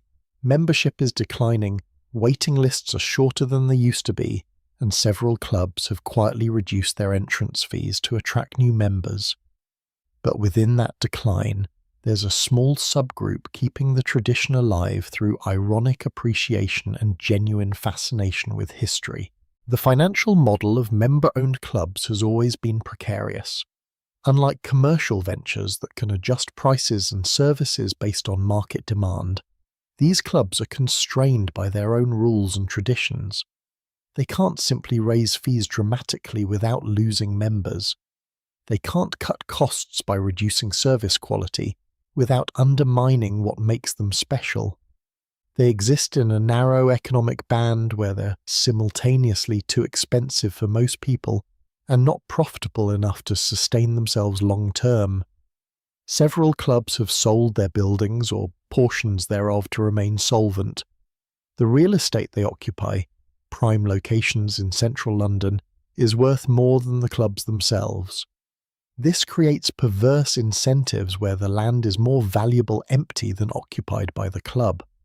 Some clubs have survived by selling ground floor space to commercial tenants while maintaining upper floors for club use. It works financially, but feels like defeat. Your exclusive sanctuary now shares a building with a bank or retail shop. The question facing all these clubs is fundamentally, what are they for in the modern world? In the 18th and 19th centuries, they served clear purposes. Gambling venues when gambling was illegal elsewhere, political organising spaces, network building centres for men who controlled commerce and government. But in 2025, you can gamble online legally. Political organising happens on social media. Business networks form on LinkedIn. The original functions have been replaced by technology and social change. What remains is something harder to quantify. Atmosphere, history, continuity, tradition, belonging. These are real values, but they're not unique to gentlemen's clubs. Any community organisation, religious congregation or social group can provide them.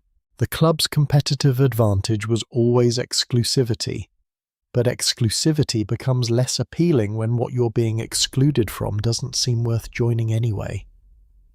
There's also the uncomfortable question of whether these institutions should survive. They were built on and sustained by exclusion of women, of the working class, of anyone deemed unsuitable by arbitrary standards.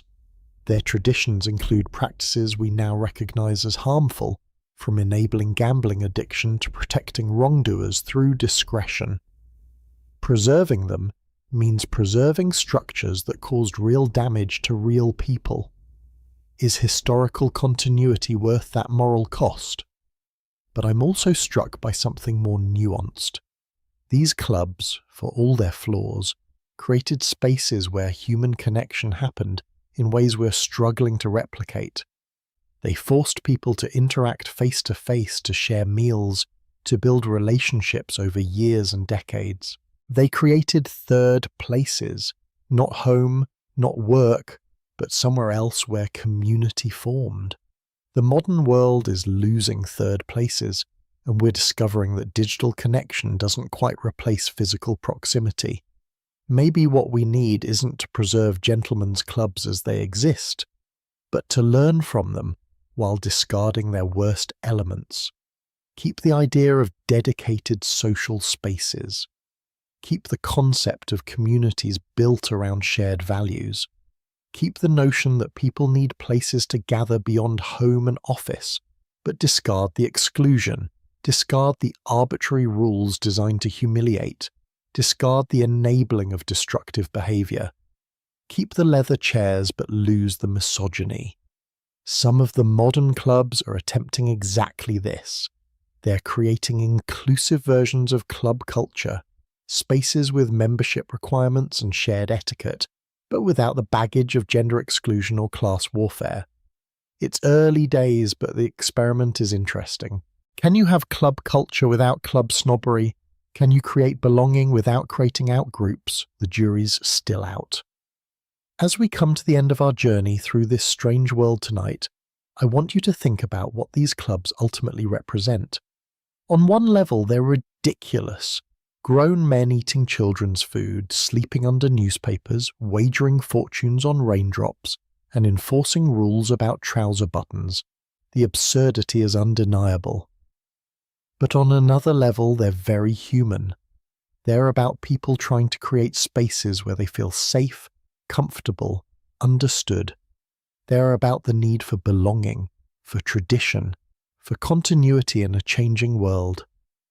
The silly traditions, calling everyone George, sleeping under newspapers, eating spotted dick. These aren't bugs in the system, they're features. They're what creates shared identity. When you and your fellow members all follow the same ridiculous traditions, you bond over the shared absurdity. The traditions work precisely because they're meaningless. If they had real purpose, they'd be obligations. Because they're purposeless, they're choices you make to signal belonging.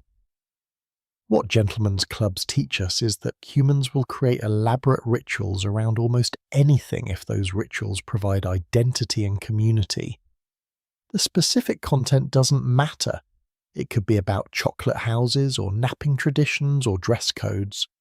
What matters is that you're in and others are out, that you know the unwritten rules, that you're part of something exclusive.